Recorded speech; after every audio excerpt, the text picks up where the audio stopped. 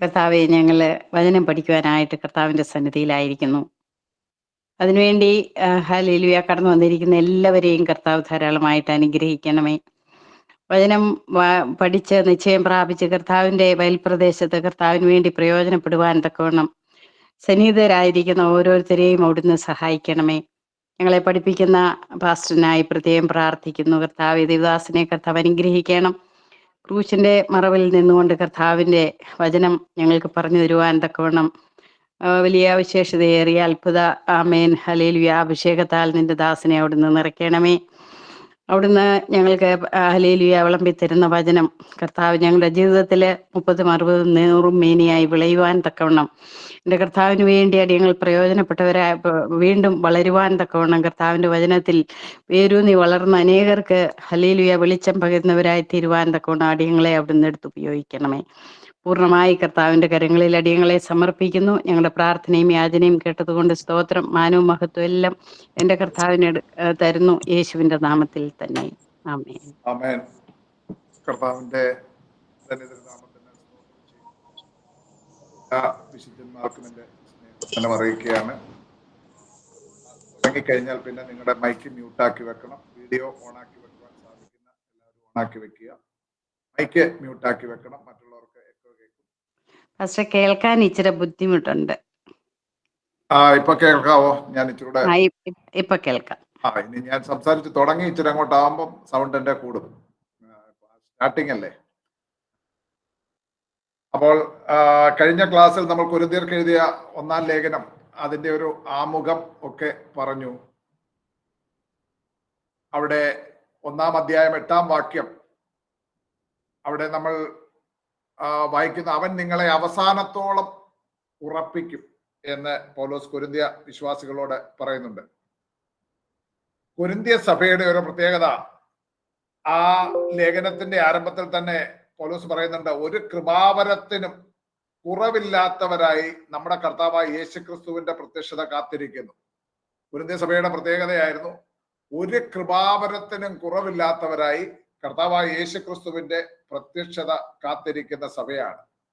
So Corinthian church was spiritually gifted, charismatic church ആയിരുന്നു. ഇന്നത്തെ charismatic അല്ല, യഥാർത്ഥ കരിസ്മ പരിശുദ്ധാത്മാവിന്റെ കൃപാവരങ്ങളാൽ നിറയപ്പെട്ട ഒരു ചർച്ചായിരുന്നു. 12-ാം അധ്യായം വരുമ്പോൾ 12, 13, 14 അധ്യായങ്ങളിൽ പരിശുദ്ധാത്മാവിന്റെ ആ വരങ്ങളെ പറ്റിയൊക്കെ, കൃപാവരങ്ങളെ പറ്റിയൊക്കെ നമ്മൾ പഠിക്കും. അപ്പൊ കൊരിന്ത്യ സഭയിൽ കൃപാവരങ്ങളാൽ നിറയപ്പെട്ട ഒരു സഭയായിരുന്നപ്പോൾ തന്നെ it was a carnal church, ജഡീകന്മാർ ഉള്ള ഒരു സഭയായിരുന്നു. കൊരിന്ത്യ സഭയുടെ ഒരു പ്രത്യേകതയായിരുന്നു, though they were spiritually gifted, most of them അല്ല, some of them were carnal in nature. ജഡീകന്മാർ അവരുടെ ഇടയിൽ ഉണ്ടായിരുന്നു. അതുകൊണ്ട് പൗലോസ് ഇവിടെ തുടർന്നുള്ള വാക്യത്തിൽ പറയുകയാണ്, അവൻ നിങ്ങളെ അവസാനത്തോളം ഉറപ്പിക്കും. നമ്മുടെ കർത്താവായ യേശുക്രിസ്തുവിന്റെ പ്രത്യക്ഷത കാത്തിരിക്കുന്നവരായിരുന്നു. അപ്പോൾ ആ പ്രത്യക്ഷതയോളം നിങ്ങളെ ഉറപ്പിക്കുമെന്ന് പറയുകയാണ്. അപ്പോൾ ദൈവം നമുക്ക് തരുന്ന ഒരു അഷ്വറൻസ് ഉണ്ട്. എന്താണ്? യൂദായുടെ ലേഖനം 24-ാം വാക്യത്തിൽ നമ്മൾ കാണുന്നുണ്ട്. യൂദായുടെ ലേഖനം 24-ാം വാക്യത്തിൽ കാണുന്നുണ്ട്, നമ്മുടെ കർത്താവിന്റെ പ്രത്യക്ഷതയോളം വീഴാതെ വണ്ണം നമ്മളെ സൂക്ഷിക്കുമെന്ന് പറയുന്നു. വീഴാതെ വണ്ണം നമ്മളെ സൂക്ഷിക്കും. അപ്പോൾ തന്നെ ഒരു കാര്യം നാം അറിഞ്ഞിരിക്കേണ്ടത്, ദൈവവചനം നൽകുന്ന മുന്നറിയിപ്പ്, നമ്മുടെ കർത്താവ് തന്നെ നൽകുന്ന മുന്നറിയിപ്പുണ്ട്. മത്തായിയുടെ സുവിശേഷം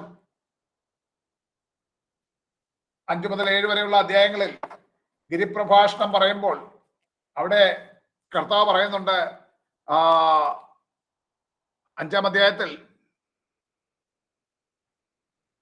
7-ാം അധ്യായത്തിൽ കള്ളപ്രവാചകന്മാരെ സൂക്ഷിച്ചുകൊള്ളുവീൻ, അവർ ആടുകളുടെ വേഷം പൂണ്ട് നിങ്ങളുടെ അടുക്കൽ വന്ന് അകമയോ കടിച്ചു കീറുന്ന ചെന്നായ്ക്കളാകുന്നു. അപ്പോൾ അങ്ങനെയുള്ള കള്ളപ്രവാചകന്മാർ വന്ന് ആടുകളെ കടിച്ചു കീറി കളവാനിടയുണ്ട്. അതൊരു ആലങ്കാരികമായിട്ട് ഒരു പ്രസ്താവനയാണെന്ന് നമുക്കറിയാം. അക്ഷരീകമായി വന്ന് നമ്മളെ ആരെങ്കിലും കടിച്ചു കീറുന്നു എന്നുള്ളതല്ല അവിടെ അർത്ഥമാക്കുന്നത്. അതേ ആശയം ഉൾക്കൊണ്ടുകൊണ്ട് അപ്പോസ്തലനായ പൗലോസ് അപ്പോസ്തലപ്രവൃത്തി 20-ാം അധ്യായത്തിൽ നാം കാണുന്നുണ്ട്. പൗലോസ് മിലേത്തോസിൽ വരുമ്പോൾ എഫെസോസിൽ നിന്ന് മൂപ്പന്മാരെ എല്ലാം അവിടേക്ക് വിളിച്ചു വരുത്തി അവരെ പ്രബോധിപ്പിക്കുമ്പോൾ പൗലോസ് പറയുന്നത് അപ്പോസ്തലപ്രവൃത്തി 20-ാം അധ്യായത്തിന്റെ 29-30 വാക്യങ്ങളിൽ അവിടെ പറയുന്നുണ്ട്, ഞാൻ പോയ ശേഷം ആട്ടിൻകൂട്ടത്തെ ആദരിക്കാത്ത കൊടിയ ചെന്നായ്ക്കൾ നിങ്ങളുടെ ഇടയിൽ കടക്കും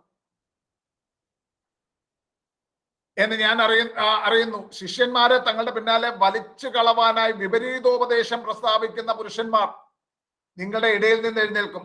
അപ്പോൾ കടിച്ചു കയറുന്ന ചെന്നായ്ക്കൾ, കൊടിയ ചെന്നായ്ക്കൾ എന്നൊക്കെ പറയുന്നത് വിപരീതോപദേശം പ്രസ്താവിക്കുന്ന ദുരുപദേഷ്ടാക്കന്മാരാണ്. പത്രോസിന്റെ 2-ാം ലേഖനം 2-ാം അധ്യായത്തിൽ ആരംഭം മുതൽ ഇങ്ങനെ പറയുന്നുണ്ട്, കള്ളപ്രവാചകന്മാരും ജനത്തിന്റെ ഇടയിൽ ഉണ്ടായിരുന്നു. അങ്ങനെ നിങ്ങളുടെ ഇടയിലും ദുരുപദേഷ്ടാക്കന്മാർ ഉണ്ടാകും. അവർ നാശകരമായ മതഭേദങ്ങളെ, ദാറ്റ് മീൻസ് ഹെറസീസ്, ദുരുപദേശങ്ങളെ നുഴയിച്ചു കൊണ്ടുവന്നിട്ട് അവർ നാശകരമായ മതഭേദങ്ങളെ നുഴയിച്ചു കൊണ്ടുവരുമെന്ന് പത്രോസും വാണിംഗ് പറയുന്നുണ്ട്.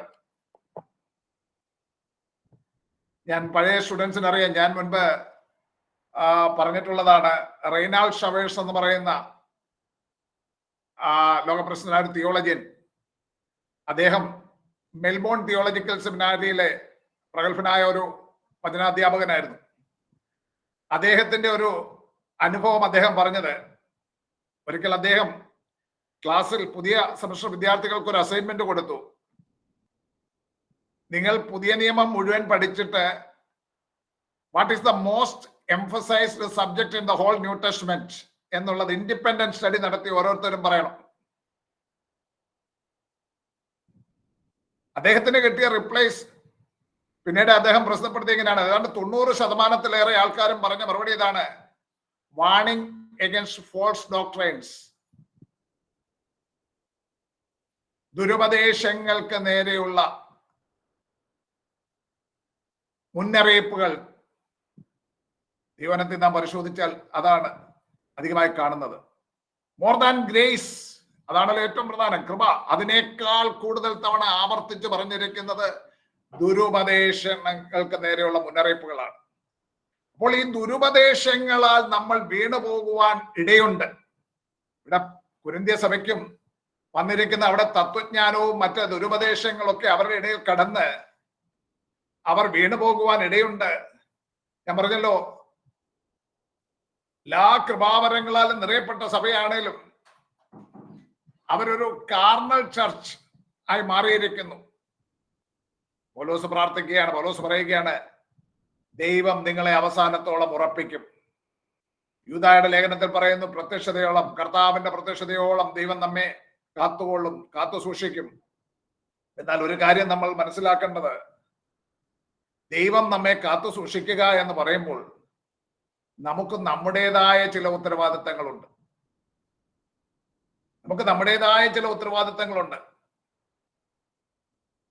ഒന്ന് വായിച്ചാട്ടെ, 2 പത്രോസ് 3:17-18 വാക്യങ്ങൾ. പത്രോസിന്റെ 2-ാം ലേഖനം അവസാന വാക്യങ്ങളാണ്. 2 പത്രോസ് 3:17-18 വാക്യങ്ങൾ.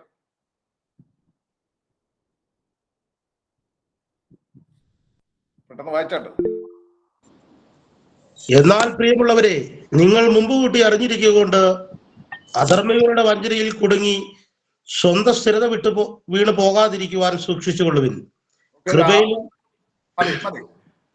പ്രിയമുള്ളവരെ, നിങ്ങൾ മുൻപ് കൂട്ടി അറിഞ്ഞിരിക്കൊണ്ട് അധർമ്മികളുടെ വഞ്ചനയിൽ കുടുങ്ങി സ്വന്തം സ്ഥിരത വിട്ട് വീണു പോകാതിരിക്കാൻ സൂക്ഷിച്ചുകൊള്ളുവിൻ. ദൈവം നമ്മെ സൂക്ഷിക്കുന്നത് നമ്മൾ വീണുപോകാതിരിക്കാൻ ദൈവത്തിന്റെ വചനത്തിലൂടെ നമുക്ക് മുന്നറിയിപ്പുകൾ നൽകിക്കൊണ്ടാണ്. വിരാതവണ്ണം നമ്മെ സൂക്ഷിക്കുന്നത് തന്റെ വചനത്തിലൂടെ നൽകുന്ന ആലോചനകളിലൂടെയാണ്. അതിനൊരു മനസ്സിലാക്കുവാൻ, ഗ്രഹിക്കുവാൻ ഒരു ഉദാഹരണം ചൂണ്ടിക്കാണിക്കാം. അപ്പോസ്തലപ്രവൃത്തി 27-ാം അധ്യായം നമുക്കറിയാവുന്ന ഒരു സംഭവം ഞാൻ പറഞ്ഞുകൊണ്ട് മുന്നോട്ട് പോകാം. പൗലോസിന്റെ ക്യാപ്റ്റീവ് ജേർണി എന്ന് പറഞ്ഞ് ഞാൻ കാണിച്ചല്ലോ, പൗലോസിനെ പിടിച്ച് റോമിലേക്ക് കൊണ്ടുവന്ന യാത്ര. അവർ കപ്പലിൽ ഇങ്ങനെ യാത്ര ചെയ്യുമ്പോൾ മെലിത്ത ദ്വീപിന് സമീപം വരുന്നു. വലിയ കാറ്റും കോളും ഒക്കെ അടിക്കുന്നു. കപ്പൽ തകരുവാൻ പോവുകയാണ്. അവരുടെ കപ്പലിലുണ്ടായിരുന്ന സാധന സാമഗ്രികളെല്ലാം അവർ പുറത്തെറിഞ്ഞു കളഞ്ഞു. അത് കഴിഞ്ഞ് അവർ ഭയചകിതരായി നിൽക്കുമ്പോൾ പൗലോസ് പറയുന്ന ഒരു കാര്യമുണ്ട്. ആ 27 അപ്പോസ്തലപ്രവൃത്തി 27-ാം അധ്യായത്തിന്റെ 22 മുതലുള്ള വാക്യങ്ങളൊന്ന് വായിച്ചാട്ടെ. 22, 23 വാക്യങ്ങൾ. എങ്കിലും ഇപ്പോൾ ധൈര്യത്തോടിരിപ്പാൻ ഞാൻ നിങ്ങളോട് അപേക്ഷിക്കുന്നു. കപ്പലിനല്ലാതെ നിങ്ങളിൽ ആരുടെയും പ്രാണന് ഹാനി വരികയില്ല. എന്റെ ഉടയവനും ഞാൻ സേവിച്ചു വരുന്നവനുമായ ദൈവത്തിന്റെ ദൂതൻ ഈ രാത്രിയിൽ എന്റെ അടുക്കൽ നിന്നു. പൗലോസേ, ഭയപ്പെടരുത്, നീ കൈസരുടെ മുമ്പിൽ നിൽക്കേണ്ടതാകുന്നു. നിന്നോട് കൂടെ യാത്ര ചെയ്യുന്നവരെ ഒക്കെയും ദൈവം നിനക്ക് ദാനം ചെയ്തിരിക്കുന്നു എന്ന് പറഞ്ഞു. മതി മതി.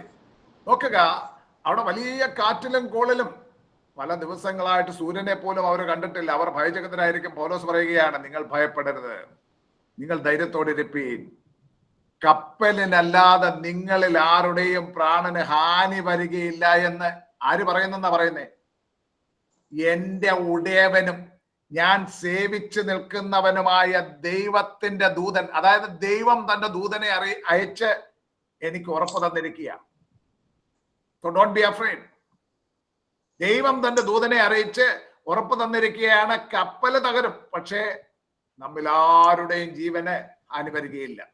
ഇനി ഒരു പേജ് ഒന്ന് മറിച്ചിട്ട് അതിന്റെ 30 മുതലുള്ള വാക്യങ്ങളൊന്ന് വായിച്ചാട്ട്. അപ്പോൾ പൗലോസ്, എന്നാൽ കപ്പൽക്കാർ കപ്പൽ വിട്ട് ഓടിപ്പോകുവാൻ വിചാരിച്ച് അണിയത്തു നിന്നു. നങ്കുരം ഇടുവാൻ പോകുന്നു എന്നുള്ള ഭാവത്തിൽ തോണി കടലിൽ ഇറക്കി. അപ്പോൾ പൗലോസ് ശതാധിപനോടും പടയാളികളോടും, ഇവർ കപ്പലിൽ താമസിച്ചല്ലാതെ നിങ്ങൾക്ക് രക്ഷപ്പെടുവാൻ കഴിയുന്നതല്ല എന്ന് പറഞ്ഞു. എന്താ പറയുന്നത്? ദൈവത്തിന്റെ ദൂതനെ അയച്ച് ദൈവം പറഞ്ഞിരിക്കുക നമുക്ക് ആർക്കും പ്രാണഹാനി വരികയില്ല എന്ന്. പക്ഷെ ഇപ്പൊ പൗലോസ് എന്താ പറയുന്നത്?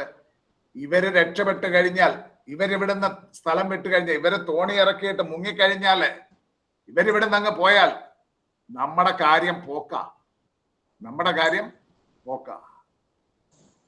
അപ്പോൾ എന്താ പറഞ്ഞിരിക്കുന്നത്? പൗലോസിനോട് പറഞ്ഞ ആ ദൂതൻ പറഞ്ഞതുപോലെ തന്നെ പൗലോസിന് ദൈവത്തിന്റെ പരിശുദ്ധാത്മാവ് ബോധ്യം കൊടുത്തു. ഈ കപ്പൽക്കാര് അണിയത്ത് നിന്ന് നങ്കൂരം ഇടുവാൻ പോകുന്നു എന്നുള്ള ഭാവത്തിൽ തോണി ഇറക്കുവാൻ തുടങ്ങുമ്പോൾ പൗലോസിന് ബോധ്യം കൊടുത്തു, അവര് കപ്പലിൽ നിന്ന് ഈ ചെറിയ തോണികളുണ്ട്, ലൈഫ് ബോട്ട്സ്, അതിൽ കയറി അവർ രക്ഷപ്പെടുവാൻ നോക്കുകയാണെന്ന്. അപ്പോൾ പൗലോസ് പറയുകയാണ്, this is the time to act. നമ്മളിപ്പോ പ്രവർത്തിക്കണം. ദൈവം ഗ്യാരണ്ടി തന്നിരിക്കുന്നു, ഇവിടെ പ്രവൃത്തി ചെയ്യണം. ഇവരെ പോകുവാൻ അനുവദിക്കരുത്. അനുവദിച്ചാൽ നമ്മുടെ കാര്യം പോക്കാം. അപ്പോൾ എങ്ങനെയാണ്? ദൈവം ഗ്യാരണ്ടി തരുമ്പോൾ തന്നെ നമ്മൾക്ക് ചില ഉത്തരവാദിത്തങ്ങൾ ദൈവം നൽകി തന്നിട്ടുണ്ട്. അതുകൊണ്ടാണ് പറഞ്ഞിരിക്കുന്നത്, നിങ്ങൾ മുൻപ് കൂട്ടി അറിഞ്ഞിരിക്കൊണ്ട് ദൈവം നമുക്ക് തരാൻ ബോധ്യങ്ങൾ തരികയാണ്. വചനത്തിലൂടെ ദൈവത്തിന്റെ ആത്മാവ് നമ്മോട് ഇടപെടുകയാണ്.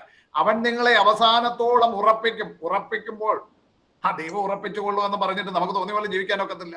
ദൈവത്തിന്റെ വചനവും ദൈവത്തിന്റെ ആത്മാവും തരുന്ന ബോധ്യങ്ങൾക്കനുസരിച്ച് നമ്മുടെ ജീവിതത്തെ കാത്തു സൂക്ഷിക്കുവാനുള്ള ഉത്തരവാദിത്തം നമുക്കുണ്ട്.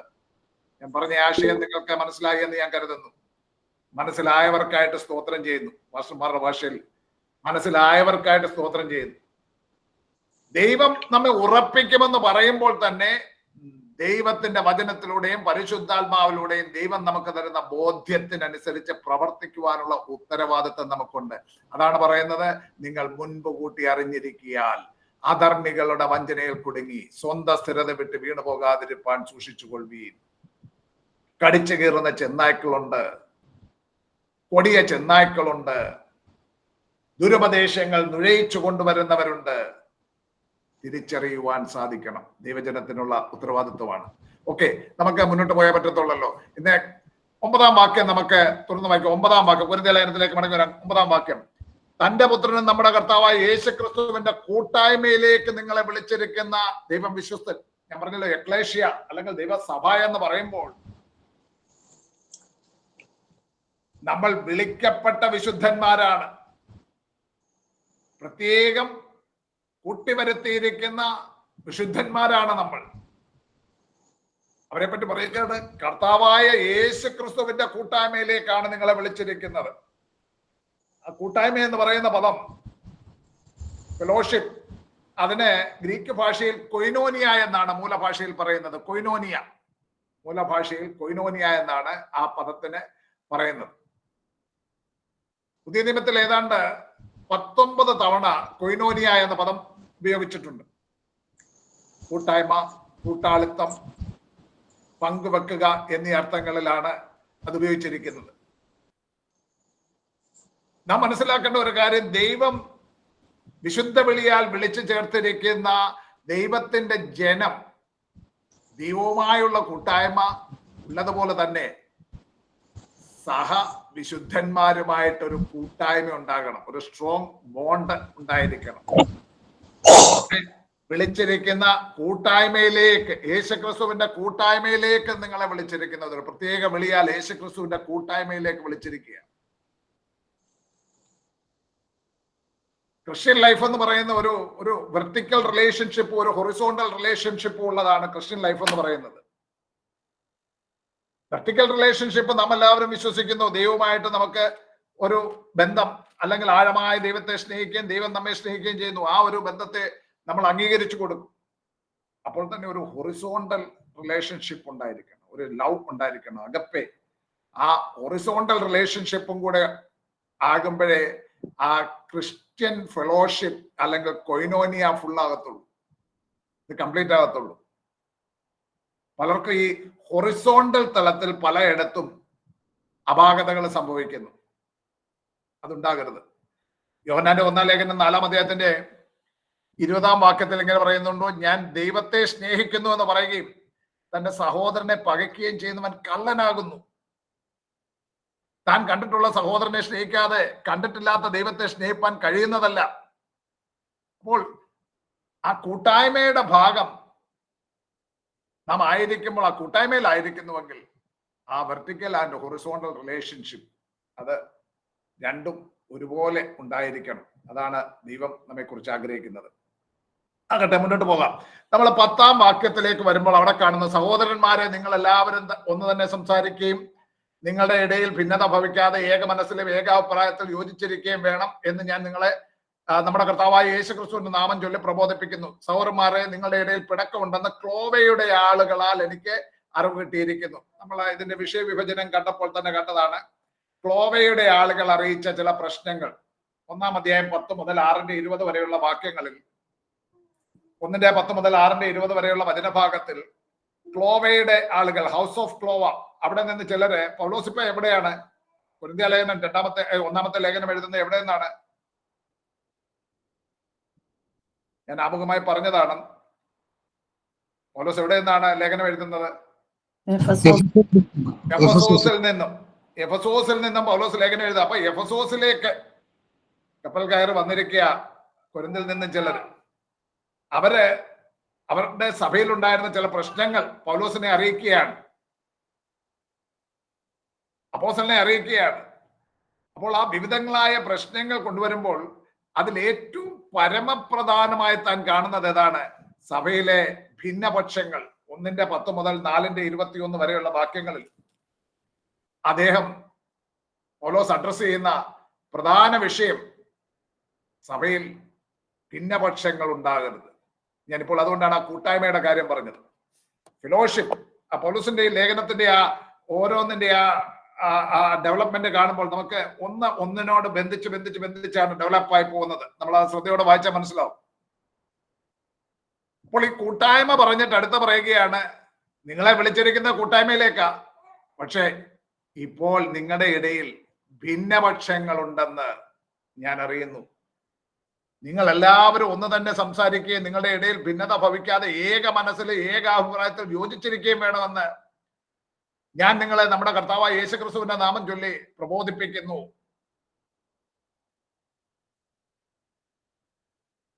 ഒമ്പതാം വാക്യത്തിൽ പൗലോസ് പറയുന്നുണ്ട്, 9-ാം വാക്യത്തിൽ, തന്റെ പുത്രനും നമ്മുടെ കർത്താവായ യേശുക്രിസ്തുവിന്റെ കൂട്ടായ്മയിലേക്ക് നിങ്ങളെ വിളിച്ചിരിക്കുന്ന ദൈവം വിശ്വസ്തൻ. ദൈവം വിശ്വസ്തനാണ്. God is faithful. യാക്കോബിന്റെ ലേഖനം 1-17 വാക്യത്തിൽ പറയുന്നുണ്ട്, ദൈവത്തെ പറ്റി പറയുന്നുണ്ട്, അവന് ഗതിഭേദത്താലുള്ള ആച്ഛാദനമില്ല. who does not change like shifting shadows.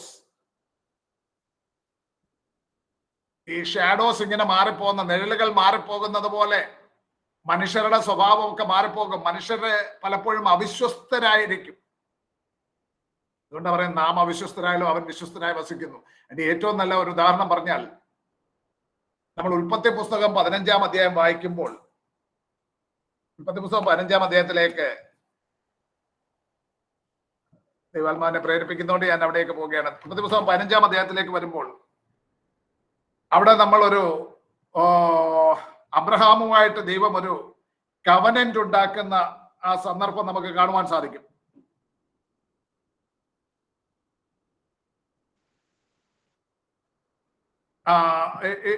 എട്ട് മുതലുള്ള വാക്യങ്ങൾ ഒരാളൊന്ന് വായിച്ചാട്ടെ, നിർത്തി വായിക്കണം. കർത്താവായ യഹോവേ, ഞാൻ അതിനെ അവകാശമാക്കുമെന്നുള്ളത് എനിക്ക് എന്തൊന്നിനാൽ അറിയാം എന്ന് അവൻ ചോദിച്ചു. അബ്രഹാം ചോദിക്കുകയാണ്, എന്തൊന്നിനാൽ അറിയാമെന്ന് ചോദിക്കുക. ദൈവം പറഞ്ഞിരിക്കുന്ന വാഗ്ദത്തത്തെ അബ്രഹാം ശങ്കിക്കുമ്പോൾ ദൈവം അടുത്ത ചെയ്യുന്നത് എന്താണെന്ന് നോക്കി. അവൻ അവനോട്, നീ 3 വയസ്സുള്ള ഒരു പശുക്കിടാവിനെയും 3 വയസ്സുള്ള ഒരു കോലാടിനെയും 3 വയസ്സുള്ള ഒരു ആട്ടുകൊറ്റനെയും ഒരു കുറുപ്രാവിനെയും ഒരു പ്രാവിൻ കുഞ്ഞിനെയും കൊണ്ടുവരിക എന്ന് കൽപ്പിച്ചു.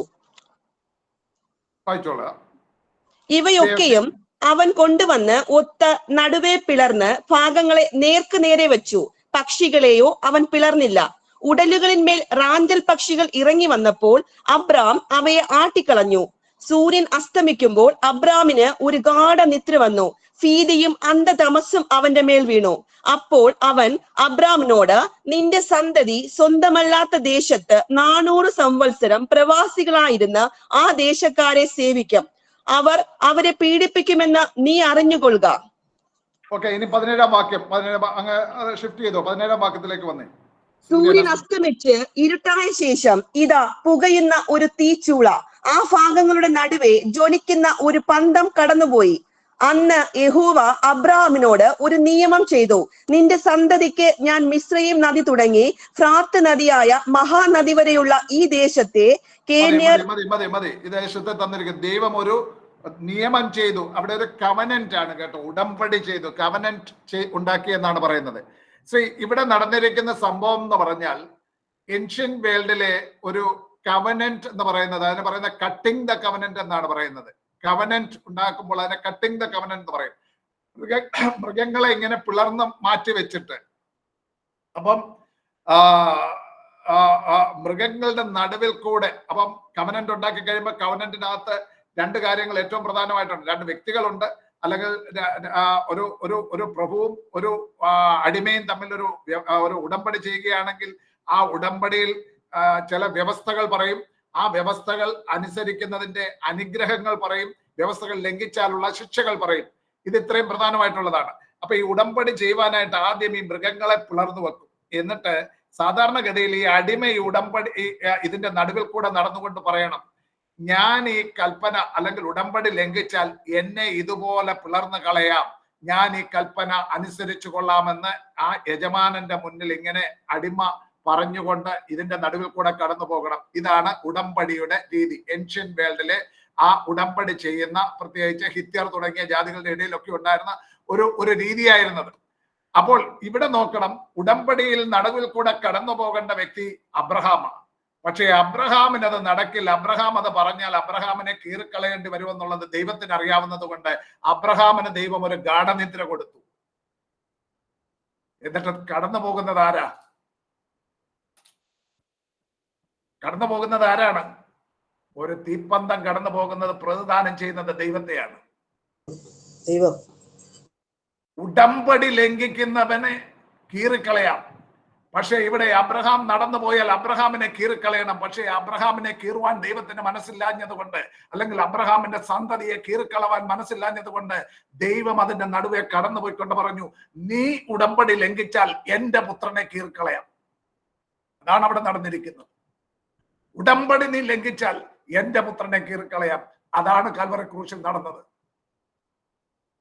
മനുഷ്യവർഗത്തിന്റെ പാപത്തിന് പ്രായശ്ചിത്തമാകുവാൻ അബ്രഹാമിന്റെ സന്തതിയുടെ രക്ഷയ്ക്ക് വേണ്ടി ദൈവം തന്റെ ഉടമ്പടി പാലിച്ചു.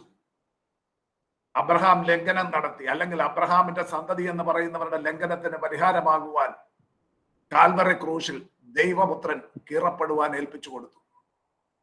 ദൈവം വിശ്വസ്തനാണ്. ദൈവം വിശ്വസ്തനാണ്. പലപ്പോഴും നമ്മൾ അവിശ്വസ്തരായി മാറും, എന്നാൽ ദൈവം വിശ്വസ്തനാണ്. ഈ കാര്യങ്ങൾ ഇങ്ങോട്ട് പറഞ്ഞു വന്ന് ഡെവലപ്പ് ചെയ്ത് വന്നിട്ട് പൗലോസ് പറയുകയാണ്, യേശുക്രിസ്തുവിന്റെ കൂട്ടായ്മയിലേക്ക് നിങ്ങളെ വിളിച്ചിരിക്കുകയാണ്. നിങ്ങൾ അവിശ്വസ്തരായിരിക്കുന്നു. ദൈവം വിശ്വസ്തൻ എന്ന് പറയുമ്പോൾ അതിന്റെ അപ്പുറത്തെ സൈഡ്, നിങ്ങൾ ഇത് അവിശ്വസ്തരായിരിക്കുന്നു. നിങ്ങളുടെ ഇടയിൽ ഭിന്നപക്ഷങ്ങളുണ്ട്. നിങ്ങളുടെ ഇടയിൽ ഭിന്നപക്ഷങ്ങളുണ്ട്. ലോവയുടെ ആൾക്കാർ വന്നിട്ട് പൗലോസിനോട് പറയുമ്പോൾ പൗലോസ് വളരെ ഭാരപ്പെട്ടുകൊണ്ട് പറയുകയാണ്, അവരെ ശാസിച്ചുകൊണ്ട്. മറ്റു പല വിഷയങ്ങളുണ്ട്. താഴോട്ട് നിങ്ങൾ നോക്കിയാൽ കാണാം. 5-ാം അധ്യായം 1 മുതൽ 13 വരെ ഒരുത്തൻ അപ്പന്റെ ഭാര്യയെ വെച്ചുകൊണ്ടിരിക്കുന്നു തുടങ്ങി ആ നിരവധി സഹോദരന്മാർക്കിടയിൽ വ്യവഹാരങ്ങൾ, ജാതികളുടെ മുൻപാകെ വ്യവഹാരത്തിന് പോകുന്നു. ഏറ്റവും മോശമായ അധാർമിക ജീവിതം, ഇതൊക്കെയുണ്ട്. പക്ഷെ അതിനേക്കാൾ എല്ലാം പ്രാധാന്യത്തോടെ പൗലോസ് എടുത്തെഴുതുന്നതല്ല, പരിശുദ്ധാത്മാവ് സംസാരിക്കുന്നത് എന്താണ്? സഹോദരന്മാരുടെ ഇടയിൽ ഭിന്നപക്ഷങ്ങൾ. യേശുക്രിസ്തുവിന്റെ കൂട്ടായ്മയിലേക്ക് വിളിച്ചിരിക്കുന്ന വിശുദ്ധന്മാരെ ഭിന്നിപ്പിക്കുന്നത്, അതിനാണ് സാത്താൻ എപ്പോഴും ശ്രമിച്ചുകൊണ്ടിരിക്കുന്നത്. കൊരിന്ത്യ സഭയിൽ സംഭവിച്ചത് അത് തന്നെയായിരുന്നു. അവിടെ ചിലർ തത്വജ്ഞാനത്തിന്റെ വഞ്ചനകളാൽ സഭയിലേക്ക് അത് കൊണ്ടുവന്നിട്ട് ആ ജനത്തെ ഭിന്നിപ്പിച്ചു കളഞ്ഞു. ചിലർ പൗലോസിന്റെ പക്ഷക്കാര്, ചിലർ അപ്പല്ലോസിന്റെ പക്ഷക്കാര്, ചിലര് കേഫാവ് അഥവാ പത്രോസിന്റെ പക്ഷക്കാര്, ചിലര് യേശുക്രിസ്തുവിന്റെ പക്ഷക്കാര്. ഇങ്ങനെയുള്ള പക്ഷക്കാര് നമ്മുടെ സഭകളിലൊക്കെ ഉണ്ട് കേട്ടോ. 4ാമത് പറഞ്ഞിരിക്കുന്ന ആൾക്കാരാണ് ഏറ്റവും ഡേഞ്ചറസ് എന്ന് പറയുന്നത്. അവരാണ് ലീഗലിസ്റ്റ് എന്ന് പറയുന്നത്. ഞങ്ങൾ ആരുടെയും പക്ഷമല്ല, ഞങ്ങള് ദൈവത്തിന്റെ പക്ഷമാന്ന് പറയും. അതങ്ങ് നല്ലതായിരുന്നെങ്കിൽ പൗലോസ് ഇവിടെ എടുത്തു പറയേണ്ട കാര്യമില്ലായിരുന്നു, ലേഖനത്തിൽ എഴുതേണ്ട കാര്യമില്ലായിരുന്നു. ക്രിസ്തുവിന്റെ പക്ഷം കേൾക്കുമ്പോൾ നല്ലതായിട്ടൊക്കെ തോന്നും. പക്ഷേ ഇവരാണ് ലീഗലിസ്റ്റുകളായിട്ട് തങ്ങൾ എല്ലാവരെക്കാളും മികച്ചവരാണെന്നും മറ്റുള്ളവരെല്ലാം മോശക്കാരാണെന്നുള്ള ഭാവത്തിൽ നടക്കുന്ന ചിലര്. അത് നമ്മുടെ സഭകളിലെല്ലാം അങ്ങനെയുള്ളവരെയൊക്കെ കാണുവാൻ സാധിക്കും. പൗലോസ് ചോദിക്കുന്നത് ചില ചോദ്യങ്ങൾ അവരോട് ചോദിക്കുകയാണ്. കൊരിന്തിലുള്ള വിശ്വാസികളുടെ പൗലോസ് ചില ചോദ്യങ്ങൾ ചോദിക്കുകയാണ്. 1-ാമത്തെ ചോദ്യം 13-ാം വാക്യം, 1-13-ാം വാക്യം. ക്രിസ്തു വിഭാഗിക്കപ്പെട്ടിരിക്കുന്നുവോ? മതി. ക്രിസ്തു വിഭാഗിക്കപ്പെട്ടിരിക്കുന്നുവോ? മെറിസോ എന്നുള്ള പദമാണ് വിഭാഗിക്കുക എന്നുള്ളതിന് ഉപയോഗിക്കുന്ന പദം. മെറിസോ നമ്മുടെ വസ്തു ഭാഗം ചെയ്യുന്നതിന് ഒക്കെ ഉപയോഗിക്കുന്ന, വസ്തുവൊക്കെ ഭാഗം ചെയ്യുക എന്ന് പറയുമല്ലോ, ഭാഗം ചെയ്യുക എന്ന് പറയുന്നതിന് ഉപയോഗിക്കുന്ന പദമാണ് മെറിസോ. ഭാഗം ചെയ്യുക എന്ന് പറഞ്ഞാൽ നമ്മൾ വസ്തു ഭാഗം ചെയ്ത് ചുമ്മാ അങ്ങനെ ഒരു ലൈൻ വരച്ചിടുകയല്ല ചെയ്യുന്നത്. ഭാഗം ചെയ്ത് മക്കൾക്കാണെങ്കിൽ മക്കൾക്ക്, പലർക്ക് ഡിസ്ട്രിബ്യൂട്ട് ചെയ്ത് ഇങ്ങനെ കൊടുക്കുകയാണ്.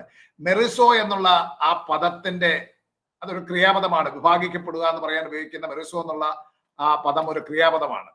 അത് വസ്തുവകകളെ, ഭൗതിക വസ്തുക്കളാകട്ടെ, അല്ലെങ്കിൽ ഉത്തരവാദിത്തങ്ങൾ വിഭജിക്കപ്പെടുന്നതിനും അങ്ങനെ പറയും. ഉത്തരവാദിത്തങ്ങൾ വിഭജിച്ചു കൊടുക്കുന്നതിനും മെറിസോ എന്നുള്ള പദം പറയും. അതുപോലെ ആത്മീക ദാനങ്ങൾ വിഭജിച്ചു കൊടുക്കുന്നതിനും അങ്ങനെയുള്ള ആബ്സ്ട്രാക്റ്റ് ആയിട്ടുള്ള കാര്യങ്ങൾക്കും മെറിസോ എന്നുള്ള പദം തന്നെ ഉപയോഗിക്കും. പൗലോസ് ഇവിടെ കൊരിന്ത്യരോട് ചോദിക്കുക, ക്രിസ്തു വിഭാഗിക്കപ്പെട്ടിരിക്കുന്നുവോ? ക്രിസ്തുവിനെ വിഭജിച്ച് നിങ്ങൾക്ക് ഓരോരുത്തർക്കായിട്ട് കുറേശ്ശെ അങ്ങ് തന്നിരിക്കുകയാണോ? ക്രിസ്തുവിനെ വിഭജിച്ച് കുറേശ്ശെ ഇങ്ങനെ ഓരോരുത്തർക്ക് അങ്ങ് വിഭജിച്ച് തന്നിരിക്കുകയാണോ? ക്രിസ്തു വിഭാഗിക്കപ്പെട്ടിട്ടുണ്ടോ? ക്രിസ്തുവിനെ വിഭജിക്കുവാൻ സാധിക്കത്തില്ല. ക്രിസ്തു ഒന്നാണ്. ക്രിസ്തുവിന്റെ സഭ ക്രിസ്തുവിന്റെ ശരീരമാണ്. അതുകൊണ്ടത് അവിഭക്തമാണ്, അത് വിഭജിക്കുവാൻ സാധിക്കുന്നതല്ല. ക്രിസ്ത്യാനികളായിരിക്കുന്ന നാം വിവിധ പക്ഷക്കാരായിരിക്കുന്നത് കണ്ട് നമ്മൾ ദൈവത്തിന്റെ പരിശുദ്ധാത്മാവിനെ ദുഃഖിപ്പിക്കുകയാണ്. പൗലോസ് ഇവിടെ വളരെ ഖണ്ഡിതമായി അവരോട് പറയുകയാണ്, നിങ്ങൾ വിവിധ പക്ഷക്കാരായിരിക്കുന്നത് എനിക്കും ദൈവത്തിനും വേദന, ക്രിസ്തുവിനും വേദന ഉളവാക്കുന്ന അനുഭവമാണ്. ക്രിസ്തു വിഭാഗിക്കപ്പെട്ടിരിക്കുന്നു. വിഭാഗിക്കുക എന്നുള്ളതിന് വേണ്ട ഈ വാക്യങ്ങൾ നിങ്ങൾ കാണുന്ന മർക്കോസ് 6:41, റോമർ 12:3, 1 കൊരിന്ത്യർ 7:17, 2 കൊരിന്ത്യർ 10:13, എബ്രായർ 7:2, ഈ വാക്യങ്ങളിലൊക്കെ ആ മെറിസോ എന്നുള്ള പദം നിങ്ങൾക്ക് കാണുവാൻ സാധിക്കും. ആ മെറിസോ എന്നുള്ള പദം അവിടെയൊക്കെ ഉപയോഗിച്ചിരിക്കുന്നത് ഏത് നിലയിലാണെന്നുള്ളത് നിങ്ങളൊന്ന് വായിച്ചു നോക്കണം. വിഭജിച്ച് പങ്കിട്ട് കൊടുക്കുക, പങ്കിട്ട് കൊടുക്കുക, കറക്റ്റ്, അതാണ് പങ്കിട്ട് കൊടുക്കുക.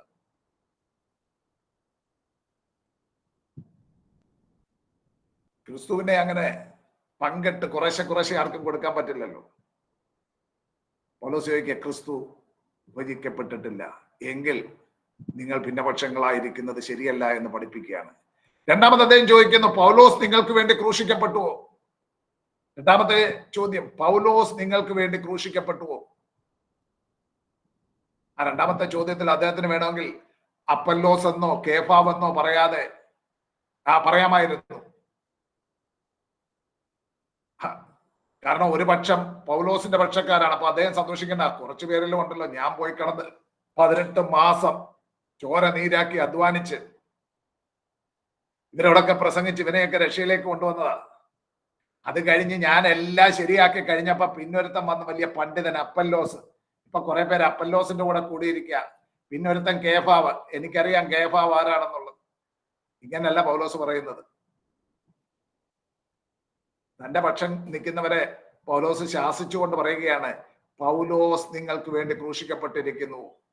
ഇന്നത്തെ നേതാക്കന്മാരൊക്കെ ഈ ഒരു ആറ്റിറ്റ്യൂഡ് ഉണ്ടായിരുന്നെങ്കിൽ ഇന്നത്തെ സഭകളിലൊക്കെ വലിയ പ്രശ്നങ്ങളൊന്നും ഉണ്ടാവില്ലായിരുന്നു.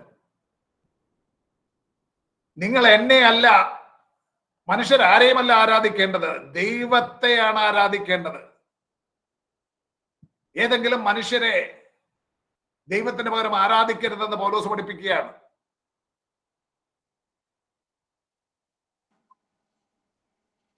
17-ാം വാക്യത്തിൽ അദ്ദേഹം പറയുന്ന ഒരു വാചകമുണ്ട്, ക്രിസ്തുവിന്റെ ക്രൂശ് വ്യർത്ഥമാകാതിരിക്കേണ്ടതിന് വാക്ചാതുര്യത്തോടെയല്ല നിങ്ങളുടെ അടുക്കൽ വന്നത്.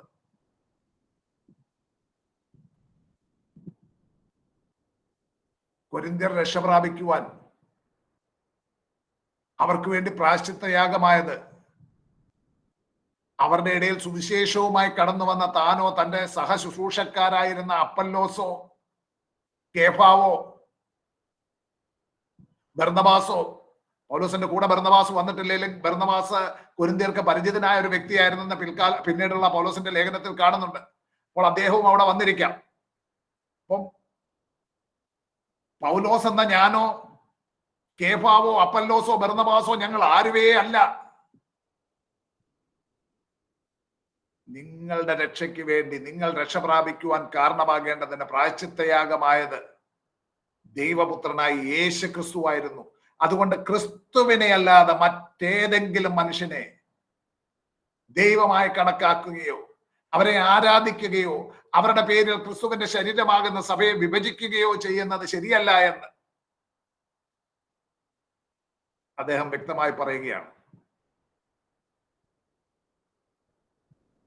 നമ്മുടെ രക്ഷയ്ക്കായി ക്രിസ്തുവിന്റെ യാഗം മതിയാകുമെന്നും മറ്റൊരു മധ്യസ്ഥൻ, അത് പൗലോസ് എന്ന ഞാനാകട്ടെ അപ്പല്ലോസ് ആകട്ടെ കേഫാവാകട്ടെ, നോ, മറ്റൊരു മധ്യസ്ഥൻ നമുക്ക് ആവശ്യമില്ല എന്ന് അദ്ദേഹം പഠിപ്പിച്ചു. എല്ലാവരും ഒന്നായി ക്രിസ്തുവിന്റെ കൂട്ടായ്മയിലേക്ക് നമ്മെ വിളിച്ചിരിക്കുകയാണ്. വിശ്വസ്തനായ ദൈവം അവിടുന്ന് വിശ്വസ്തനാകുന്നു. അവിടുന്ന് ഗതിഭേദത്താൽ ആച്ഛാദനമുള്ളവനല്ല, പക്ഷെ നാം അവിശ്വസ്തരായിരിക്കുന്നു. ക്രിസ്തുവിന്റെ കൂട്ടായ്മയിലേക്ക് നിങ്ങളെ വിളിച്ചിരിക്കുകയാണ്. എല്ലാവരും ഒന്നായി ക്രിസ്തുവിനെ അനുഗമിക്കണം. കൊരിന്ത്യർ ക്രിസ്തുവിൽ മാത്രം വിശ്വസിക്കുവാനും ക്രിസ്തുവിനെ മാത്രം ആരാധിക്കുവാനും അദ്ദേഹം പ്രേരിപ്പിക്കുകയായിരുന്നു. മനുഷ്യരെ മുന്നിൽ ലീഡേഴ്സാക്കി അവരുടെ പിന്നിൽ അണിനിരക്കുവാനല്ല, ക്രിസ്തുവിന്റെ പിന്നിൽ അണിനിരക്കുവാനാണ് ദൈവം നമ്മെ വിളിച്ചിരിക്കുന്നത്. പൗലോസ് നിങ്ങൾക്ക് വേണ്ടി ക്രൂശിക്കപ്പെട്ടിരിക്കുമോ, പെട്ടുവോ? ഈ ചോദ്യത്തിലൂടെ നമുക്ക് ലഭിക്കുന്ന ഒരു പ്രധാന പാഠം ഇതാണ്: നമ്മുടെ രക്ഷയ്ക്ക് ക്രിസ്തു മാത്രം മതിയാകും. മറ്റൊരു മധ്യസ്ഥനെയോ മറ്റൊരു ഗുരുവിനെയോ നമുക്ക് ആവശ്യമില്ല. ഒരു മനുഷ്യനെയും ആരാധിക്കരുത്. നാം ആരാധിക്കേണ്ടത് നമ്മെ പാപത്തിൽ നിന്നും മരണത്തിൽ നിന്നും വീണ്ടെടുത്ത് രക്ഷിച്ചവനായ, നമുക്ക് പകരമായ പ്രായശ്ചിത്തയാഗമായ കർത്താവായ യേശു ക്രിസ്തുവിനെ ആയിരിക്കണം.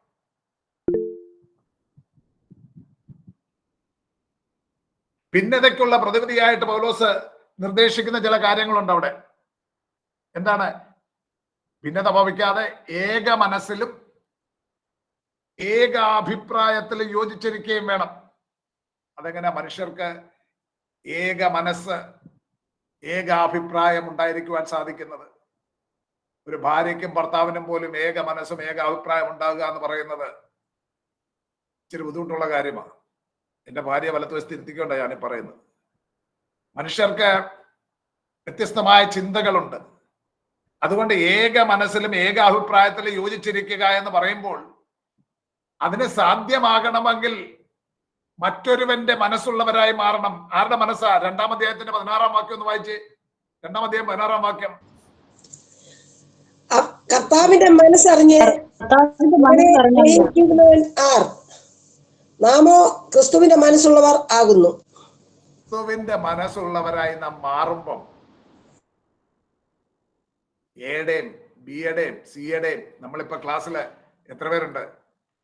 79 പേര്, ഞാൻ ഉൾപ്പെടെ 79 പേരെ കാണുന്നുണ്ട്. ഈ 79 പേരുടെയും വ്യത്യസ്തമായ ചിന്തകൾ ഉണ്ടെങ്കിലും നമുക്ക് എല്ലാവർക്കും ക്രിസ്തുവിന്റെ മനസ്സുള്ളവരായി മാറുമ്പം പിന്നെ ബുദ്ധിമുട്ടില്ല. ഏക മനസ്സിലും ഏക അഭിപ്രായത്തിലും യോജിച്ചിരിക്കാൻ സാധിക്കും. ലേഖനത്തിൽ പറയുന്നുണ്ട്, ക്രിസ്തുയേശുവിലുള്ള ഭാവം തന്നെ നിങ്ങളിലും ഉണ്ടായിരിക്കട്ടെ. ഫിലിപ്പിയ സഭയ്ക്ക് അതങ്ങനെ എഴുതാൻ കാരണമുണ്ട്. ഫിലിപ്പിയ സഭയിലെ ഭിന്നതകളുള്ള ചില വ്യക്തികളുണ്ടായിരുന്നു. അവർക്ക് ലേഖനം എഴുതുന്നുണ്ട്. അവിടെ 2 സഹോദരിമാരെ പറ്റി എടുത്തു പറയുന്നുണ്ട്.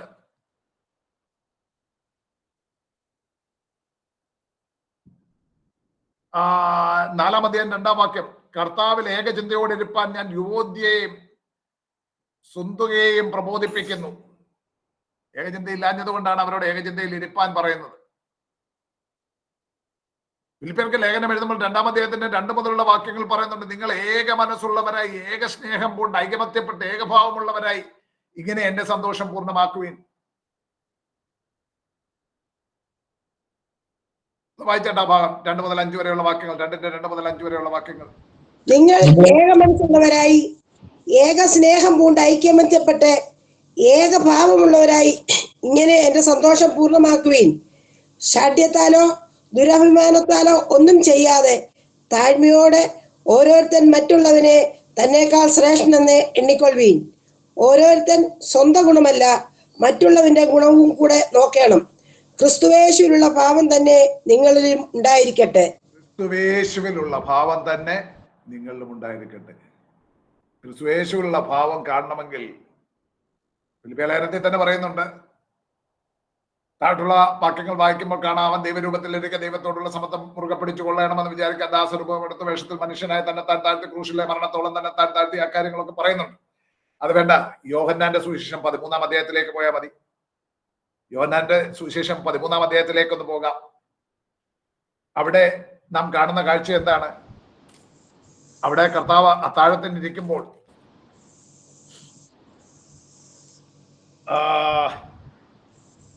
13-ാം അധ്യായം 3 മുതൽ ഉള്ള വാക്യങ്ങൾ വായിച്ച്. 13-ന്റെ 3 മുതൽ. പിതാവ് സകലവും തന്റെ കയ്യിൽ തന്നിരിക്കുന്നു എന്നും താൻ ദൈവത്തിന്റെ അടുക്കൽ നിന്ന് വന്ന് ദൈവത്തിന്റെ അടുക്കൽ പോകുന്നു എന്നും യേശു അറിഞ്ഞിരിക്കെ അത്താഴത്തിൽ നിന്ന് എഴുന്നേറ്റ് വസ്ത്രം ഊരിവെച്ച് ഒരു തുവർത്തെടുത്ത് അരയിൽ ചുറ്റി ഒരു പാത്രത്തിൽ വെള്ളം പകർന്ന് ശിഷ്യന്മാരുടെ കാൽ കഴുകുവാനും അരയിൽ ചുറ്റിയിരുന്ന തുണി കൊണ്ട് തുവർത്തുവാനും തുടങ്ങി. ഞാന് അവിടെ ആ കാല് കഴുകി എന്നുള്ള കാര്യം, അല്ലെ അരയിൽ തുണി കൊണ്ട് തുടച്ചു എന്നുള്ള കാര്യം പറഞ്ഞാൽ മതിയായിരുന്നു. പക്ഷെ ഞാൻ അതിന്റെ മുൻപിലത്തെ വാക്യം കൂടെ വായിപ്പിച്ചതിന്റെ കാരണം താൻ ആരാകുന്നു എന്നുള്ള നല്ല ഉത്തമമായ ബോധ്യത്തോടെ യേശു ചെയ്യുന്നത്. ആരാണ്? പിതാവ് സകലവും തന്റെ കയ്യിൽ തന്നിരിക്കുന്നു, സകലത്തിന് അധികാരിയായി താൻ ഇരിക്കുന്നു, താൻ സകലത്തിനും അധികാരിയായിരിക്കുന്നു. ആ ബോധ്യത്തോടെ താൻ ഇരിക്കുമ്പോൾ തന്നെ, താൻ ഉയരത്തിൽ നിന്ന് വന്നവനാണെന്നുള്ള നല്ല ബോധ്യത്തോടിരിക്കുമ്പോൾ തന്നെ കർത്താവ് എന്താ ചെയ്തത്? തന്റെ വസ്ത്രം ഊരി വെച്ച് തോർത്തെടുത്ത് അരയിൽ ചുറ്റിക്കൊണ്ട് കാല് കഴുകുകയും തുടയ്ക്കുകയും ചെയ്യുക. ആരുടെയൊക്കെ തുടയ്ക്കുന്നത്? ഒറ്റിക്കൊടുക്കാൻ പോകുന്ന യൂദയുടെയും, തള്ളിപ്പറയാൻ പോകുന്ന പത്രോസിന്റെയും, സംശയിക്കാൻ പോകുന്ന തോമസിന്റെ ഉൾപ്പെടെ ഒരു അടിമ ചെയ്യുന്ന പണിയാണ് ഭവനത്തിലുള്ളവരുടെ കാല് കഴുകി തുടയ്ക്കുന്നത്. ആ കാലത്ത് ആ പണി ചെയ്തുകൊണ്ട് അതാണ് തന്നെത്താൻ താഴ്ത്തി ക്രിസ്തുവേശുള്ള ഭാവം. നമ്മൾ ആരുടെയും കാല് കഴുകിയില്ലെങ്കിലും ആ ഒരു ക്രിസ്തുവിന്റെ താഴ്മ നമ്മൾ ഉണ്ടാകുവാൻ, അതുണ്ടാകുമ്പോൾ തന്നെ ഐക്യത തന്നെ വന്നുകൊള്ളും. ഏകഭാവമുള്ളവരായിരിക്കുക, ഏക മനസ്സിലും ഏക അഭിപ്രായത്തിലും യോജിച്ചിരിക്കുക. അത് സാധ്യമാകുവാൻ ക്രിസ്തുവിന്റെ മനസ്സുള്ളവരായിരിക്കുക. പൗലോസ് നിങ്ങൾക്ക് വേണ്ടി ക്രൂശിക്കപ്പെട്ടുവോ? മൂന്നാമത്തെ ചോദ്യം, പൗലോസിന്റെ നാമത്തിൽ നിങ്ങൾ സ്നാനമേറ്റുവോ? പൗലോസിന്റെ നാമത്തിൽ നിങ്ങൾ സ്നാനമേറ്റുവോ എന്ന് 13 മുതൽ 17 വരെയുള്ള വചനഭാഗം വായിക്കുമ്പോൾ നിങ്ങൾ കാണുന്നുണ്ട്. കാരണം അദ്ദേഹം അത് ചോദിക്കാൻ കാരണം, തന്റെ പക്ഷക്കാരെന്ന് പറയുന്നവരെ ചിലരുണ്ട് അവിടെ. പൗലോസിന്റെ പക്ഷക്കാരെന്ന് പറയുന്ന ചിലരുണ്ട്. പൗലോസ് അവിടെ ചെയ്ത പ്രവൃത്തി പൗലോസിന് നല്ല ബോധ്യമുണ്ട്. 3-ാം അധ്യായം വരുന്നുണ്ട്, താൻ പറയുന്നുണ്ട്, ഞാൻ നട്ടു, അപ്പൊല്ലോസ് നനച്ചു. ബാക്കി എന്തുവാ? ഞാൻ നട്ടു, അപ്പൊല്ലോസ് നനച്ചു, ബാക്കി എന്തുവാ? വളരുമാറാക്കിയത്. നട്ടത് കൊണ്ട് നനച്ചത് കൊണ്ട് ഒരു കാര്യമില്ല. വളരുമാറാക്കുന്നില്ലെങ്കിൽ ഒരു കാര്യമില്ല. അപ്പൊ പൗലോസിന് ഉത്തമ ബോധ്യമുണ്ട്. താൻ ചെയ്ത പ്രവൃത്തിയെ കുറിച്ച് നല്ല ബോധ്യമുള്ളവനാണ് പൗലോസ്. കൊരിന്ത് പട്ടണത്തിന്റെ പശ്ചാത്തലമൊക്കെ വിരിച്ച് അതിനുവേണ്ടിയാണ് ഇന്ന് നമ്മൾ പോകുമ്പോൾ എപ്പോഴും തിരഞ്ഞെടുക്കുന്നത് ഏറ്റവും ഈസി ആയിട്ടുള്ള സ്ഥലത്തേക്ക് സുവിശേഷം പറയാനാണ്. പക്ഷെ പൗലോസ് പോയ ആ സ്ഥലം ചിന്തിക്കണം. അതിന്റെ പശ്ചാത്തലമൊക്കെ ഞാൻ പറഞ്ഞ അധാർമികതകളും മ്ലേച്ഛതകളും നടമാടിയിരുന്ന ഒരു പട്ടണം. ആ പട്ടണത്തിൽ ചെന്ന് സുവിശേഷം പറഞ്ഞ് അനേകരെ രക്ഷയിലേക്ക് നടത്തിയവനാ പൗലോസ്. പക്ഷെ ഇപ്പോൾ തന്റെ പേരിൽ കുറെ പേര് പക്ഷം തിരിഞ്ഞ് നിൽക്കുമ്പോൾ അവരെ ശാസിച്ചുകൊണ്ട് അദ്ദേഹം ചോദിക്കുകയാണ്, പൗലോസ് നിങ്ങൾക്ക് വേണ്ടി ക്രൂശിക്കപ്പെട്ടുവോ? പൗലോസിന്റെ നാമത്തിൽ നിങ്ങൾ സ്നാനമേറ്റുവോ? അദ്ദേഹം പറയുന്നുണ്ട് ഇവിടെ താഴോട്ട് വരുമ്പോൾ, ഞാൻ അധികം പേരെ ഒന്നും സ്നാനപ്പെടുത്തിയില്ല, ആരാണ്ട് ക്രിസ്മസിനെ ഗായസിനെ ഒഴികെ നിങ്ങൾ ആരെയും ഞാൻ സ്നാനം കൽപ്പിച്ചിട്ടില്ല എന്നൊക്കെ പറഞ്ഞിട്ട് താഴോട്ട് പറഞ്ഞു പോവുകയാണ്. സ്നാനം കഴിപ്പിപ്പാനല്ല, സുവിശേഷം അറിയിപ്പാൻ അത്രേ ക്രിസ്തു എന്നെ അയച്ചത്. അപ്പൊ സ്നാനം എന്ന് പറയുന്നത് അതീവ പ്രാധാന്യമുള്ള ഒരു കാര്യമാണ്. കർത്താവിന്റെ കൽപ്പനയാണ്. ആ കൽപ്പനയെ നിസാരവൽക്കരിക്കുകയല്ല പൗലോസ്. പക്ഷെ സ്നാപകന്റെ പേരിലും പലരും ഇങ്ങനെ പ്രശംസിക്കുന്നതായി കണ്ടിട്ടുണ്ട്. ചിലരൊക്കെ സ്നാനം ഏൽക്കുന്നതിനെ പറ്റി പറയുമ്പോൾ എൻ്റെ ഒരു സ്നേഹിത എന്ന് പറയാൻ മകളുടെ സഹപാഠിയുടെ മാതാപിതാക്കളാണ്. അവര് വ്യത്യസ്തമായൊരു ഒരു സഭയിൽ നിന്നുള്ളവരാണ്. സുവിശേഷം വെളിച്ചമുള്ള ഒരു സഭ തന്നെയാണ്. അവര് യെരുശലേം ഇസ്രായേലൊക്കെ പോകുന്ന ആ ട്രിപ്പിൽ പോയി. അവിടെ പോകുമ്പോൾ യോർദാൻ നദി കണ്ടു. അപ്പൊ അവിടെ ഒരു സ്ഥലം മാർക്ക് ചെയ്തിരിക്കുകയാണ്, യേശു സ്നാനപ്പെട്ട സ്ഥലം എന്ന് പറഞ്ഞൊരു സ്ഥലമുണ്ട്. അവിടെ ചെന്ന് കഴിഞ്ഞപ്പോൾ ആ കൂട്ടത്തിൽ ആരോ ഒരുത്തൻ ചാടി, ഒരു പാസ്റ്റർ ചാടി ഇറങ്ങിയിട്ട് പറഞ്ഞു, ഇവിടെ സ്നാനപ്പെടാൻ താല്പര്യമുള്ളവർ ഇറങ്ങി വരാൻ പറഞ്ഞു, ഇനി നിങ്ങൾക്ക് ഒരു അവസരം കിട്ടിയില്ലെന്ന് വരും. ഇവരും ചാടി ഇറങ്ങി. അവരുടെ കൊച്ചു പിള്ളേരുൾപ്പെടെ അവരെല്ലാരും അവിടെ സ്നാനപ്പെട്ടു.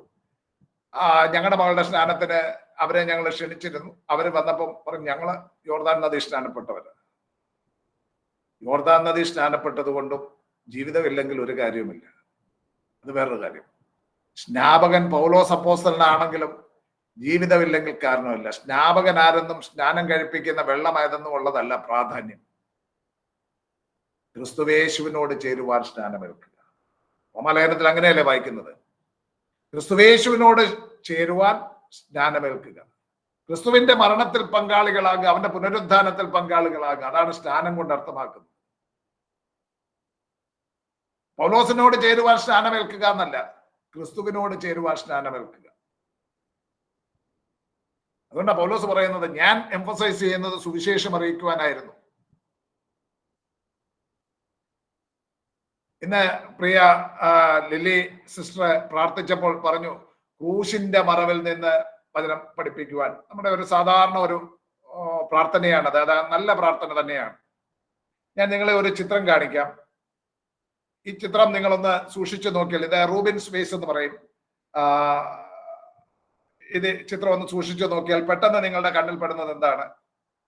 എല്ലാവരും കൂടെ ഉത്തരം പറയാക്കാത്തതുകൊണ്ട് ഞാനങ്ങ് പറയാം. ഒരു വേസ്, ഇങ്ങനെ ഇരിക്കുകയാണ്, ഒരു ബേസ് ഇരിക്കുകയാണ്. എന്നാൽ ഒന്ന് സൂക്ഷിച്ചൊന്ന് നോക്കിക്കഴിഞ്ഞാൽ അതിന്റെ രണ്ട് സൈഡിലുമായിട്ട് എന്തോ ഒളിഞ്ഞിരിക്കുന്ന പോലെ തോന്നും, ഇല്ലേ? ആരെങ്കിലും കണ്ടോ? ഒരു മനുഷ്യന്റെ മുഖം, രണ്ട് മനുഷ്യ മുഖങ്ങൾ കാണും. ഇതിന് ഫിഗർ ഓർ ഗ്രൗണ്ട് എന്നും പറഞ്ഞ് ഞങ്ങള് അഡ്വർടൈസ്മെന്റ് മാനേജ്മെന്റ് എന്ന് പറയുന്ന ഒരു സബ്ജക്ട് ഞങ്ങൾക്ക് പഠിക്കാനുണ്ടായിരുന്നു. അന്ന് ഞങ്ങൾ പഠിച്ചിട്ടുള്ള ഒരു ഇതാണ്. ഞാൻ അതിന്റെ ഓർമ്മ വന്നതുകൊണ്ട് ഈ പിക്ചർ എടുത്ത് വെച്ചതാണ്. ഇവിടെ ഫിഗറായി നാം കാണുന്നതും ഫോക്കസ് ചെയ്യുന്നതും അല്ലെങ്കിൽ കൂടുതൽ അലങ്കരിച്ചിരിക്കുന്നതും എന്താണോ അത് ഫിഗർ ആകുകയും മറ്റേത് ബാക്ക്ഗ്രൗണ്ട് ആകും, ശ്രദ്ധിക്കപ്പെടാതെ പോകും. ഇനി ഇതേ ചിത്രം ഞാൻ എൻ്റെ മൗസ് വെച്ചൊക്കെ വരച്ച് ഒന്ന് ഡെക്കറേറ്റ് ചെയ്തു. അതത്ര ഭംഗിയായില്ലെന്ന് തോന്നുന്നു. എങ്കിലും ഇപ്പൊ നിങ്ങൾ കാണുന്നത് രണ്ട് മുഖങ്ങളെ കുറച്ചുകൂടെ ഭംഗിയായിട്ട് കാണുന്നുണ്ട്, പെട്ടെന്ന് ശ്രദ്ധയപ്പെടും, ഇല്ലേ? ആ മുഖങ്ങളിൽ കുറച്ച് ഒന്ന് അലങ്കാരപ്പണി ചെയ്ത് കഴിഞ്ഞപ്പോൾ ആ മുഖങ്ങൾ ഫിഗർ ആകുകയും ആ ബേസ് ബാക്ക്ഗ്രൗണ്ട് ആകുകയും ചെയ്യുന്നു. ഇത് പലപ്പോഴും സംഭവിക്കുന്നത് കൃപയുടെ പാത്രമായിരിക്കുന്ന ക്രിസ്തുവിനെ ഉയർത്തേണ്ടതിന് പകരം പ്രാസംഗികന്മാരെ ഉയർത്തുവാൻ അവരും അവരെ ക്ഷണിക്കുന്നവരും അധികം ശ്രദ്ധ കാണിക്കുന്നു. തങ്ങളുടെ മാനുഷിക ജ്ഞാനത്തിന്റെ വാക്കുകളും പ്രാസങ്ങളും ഒക്കെ പറഞ്ഞ് കളിയും തമാശയും ഒക്കെ പറഞ്ഞ് വാക്ചാതുരിയാൽ ജനത്തെ ഇക്കളിപ്പെടുത്തുവാൻ പൗലോസിന്റെ ഭാഷയിൽ, തിമോഥെയോസിന് എഴുതിയ ഭാഷയിൽ പറഞ്ഞാൽ കർണരസമായി സംസാരിക്കുവാൻ, അങ്ങനെ ക്രൂശിനെ മറച്ചുകൊണ്ട് പ്രഭാഷകൻ മുന്നിലേക്ക് വരുന്ന ഒരു കാഴ്ചയാണ് പലപ്പോഴും നമുക്ക് കാണുവാൻ സാധിക്കുന്നത്. കൃപയുടെ പാത്രമാണ്, ക്രിസ്തുവിനെയാണ് ഉയർത്തപ്പെടേണ്ടത്, ക്രിസ്തുവിന്റെ ക്രൂശിനെയാണ് ഉയർത്തപ്പെടേണ്ടത്. പൗലോസ് പറയുകയാണ്, ഞാൻ നിങ്ങളുടെ അടുക്കൽ, പൗലോസ് പറയുകയാണ് വാക്ചാതുര്യത്തോടെയല്ല. ഈ മനുഷ്യൻ ആ വാക്ചാതുര്യം ഇല്ലാത്തത്. നിരവധി ഭാഷകളിൽ നല്ല പ്രാവീണ്യമുണ്ടായിരുന്ന വ്യക്തി, വളരെ വിദ്യാസമ്പന്നനായിരുന്നു. ന്യായപ്രമാണം ഗമാലിയേലിന്റെ കാൽക്കൽ ഇരുന്നു കൊണ്ട് ന്യായപ്രമാണം അഭ്യസിച്ചവനായിരുന്നു. പൗലോസിന്റെ ലേഖനങ്ങൾ വായിച്ചു കഴിഞ്ഞാൽ, രണ്ടാം ലേഖനം 10-ാം അധ്യായത്തിന്റെ 10-ാം വാക്യത്തിൽ പറയുന്നുണ്ട്, അവന്റെ ലേഖനങ്ങൾ ഘനവും ഊറ്റവും ഉള്ളതെന്ന് അവന്റെ പ്രതിയോഗികൾ വരെ പറയുന്നുണ്ട്. അപ്പോൾ തന്നെ ഞാൻ പറഞ്ഞല്ലോ, ഇതിന്റെ ഓരോ ട്രാൻസിഷൻ നമുക്ക് കാണാൻ സാധിക്കും. അതിന്റെ ഓരോ ഡെവലപ്മെന്റ് പോകുന്നത്. കൂട്ടായ്മയുടെ കാര്യം പറഞ്ഞിട്ട് നേരെ അടുത്തതിലേക്ക് വരികയാണ്. ദൈവം വിശ്വസ്തനാണ്, കൂട്ടായ്മ, പിന്നെ അടുത്തത് വരുന്ന ഭിന്നപക്ഷങ്ങളെ കുറിച്ചാണ്. ഇത്ര ഭംഗിയായി കാര്യങ്ങൾ അവതരിപ്പിക്കാൻ കഴിവുള്ള വ്യക്തി പറയുകയാണ്, ഞാൻ നിങ്ങളുടെ അടുക്കിലേക്ക് വന്നത് വാക്ചാതുര്യത്താലല്ല. കാരണം എന്റെ വാക്ചാതുര്യമോ പാണ്ഡിത്യമല്ല.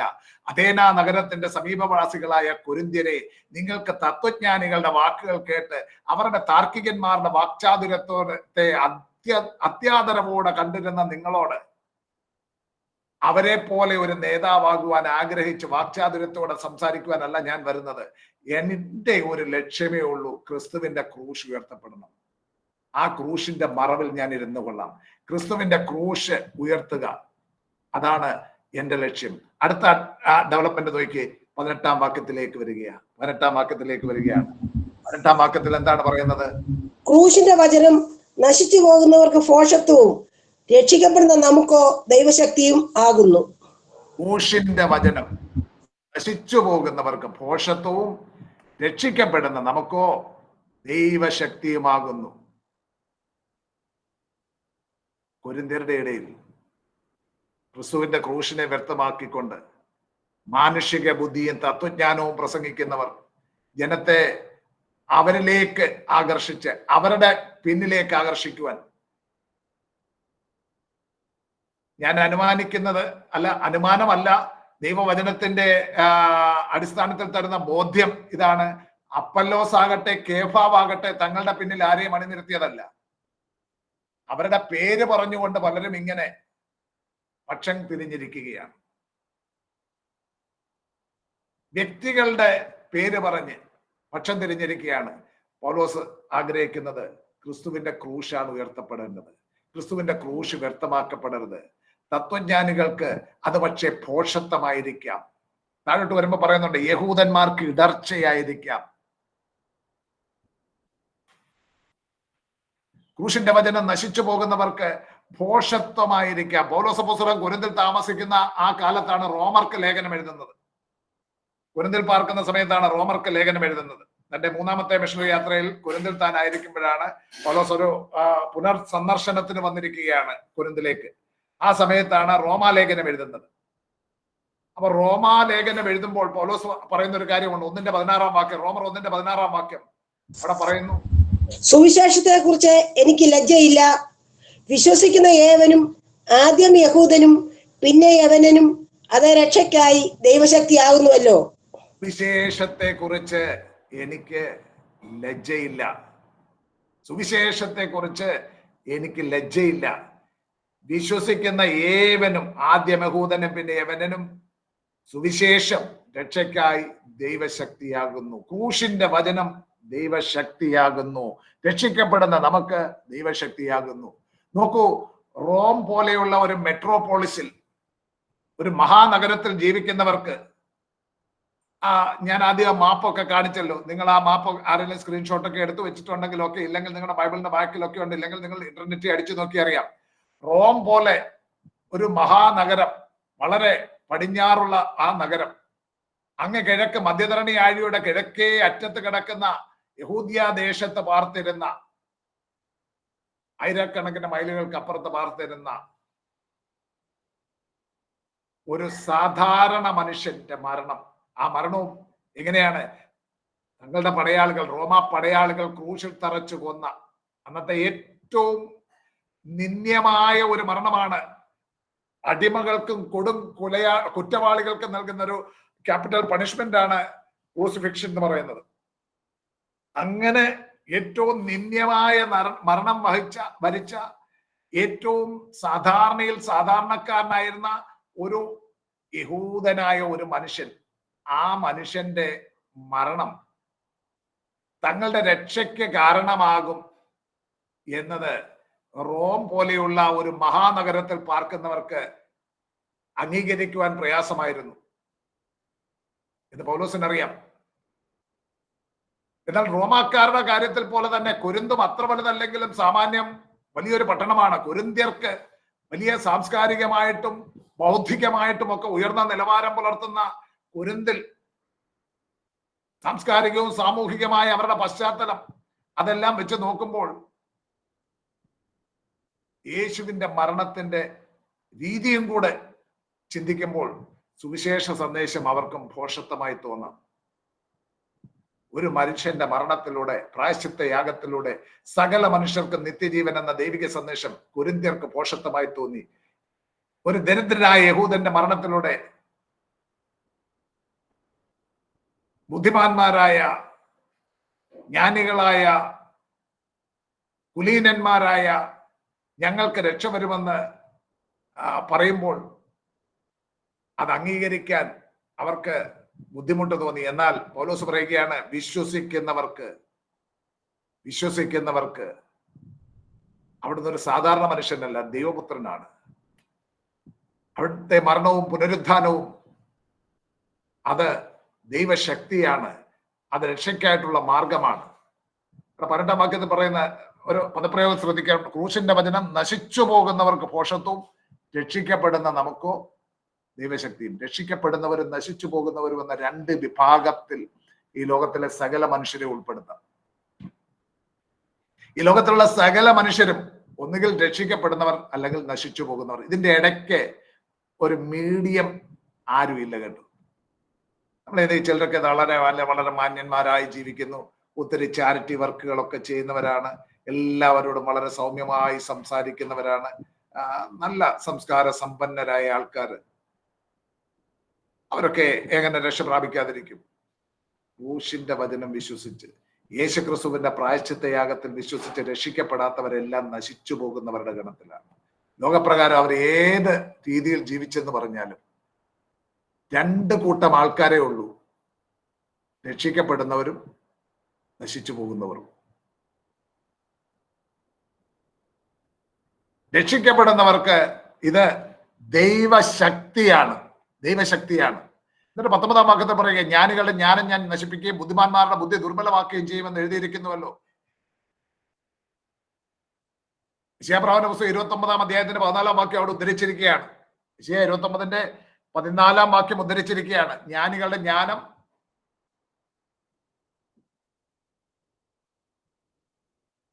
നശിപ്പിക്കുകയും ബുദ്ധിമാന്മാരുടെ ബുദ്ധി ദുർബലമാക്കുകയും ചെയ്യും.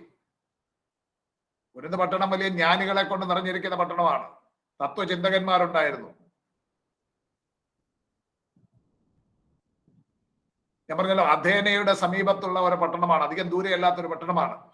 പൗലോസ് അഥേനയിൽ പോകുന്ന ഉടനെ അവിടെ കാണുന്നുണ്ട്, പൗലോസ് സംസാരിക്കുമ്പോൾ പുതിയത് എന്തെങ്കിലും കേൾക്കാമെന്ന് പറഞ്ഞ് അവിടെ ജനം കൂടി വരികയാണ്. അവർക്കിത് കേൾക്കുന്നതാണ് അവിടുത്തെ ഒരു സാധാരണക്കാരന്റെ ഒരു ദിനചര്യ.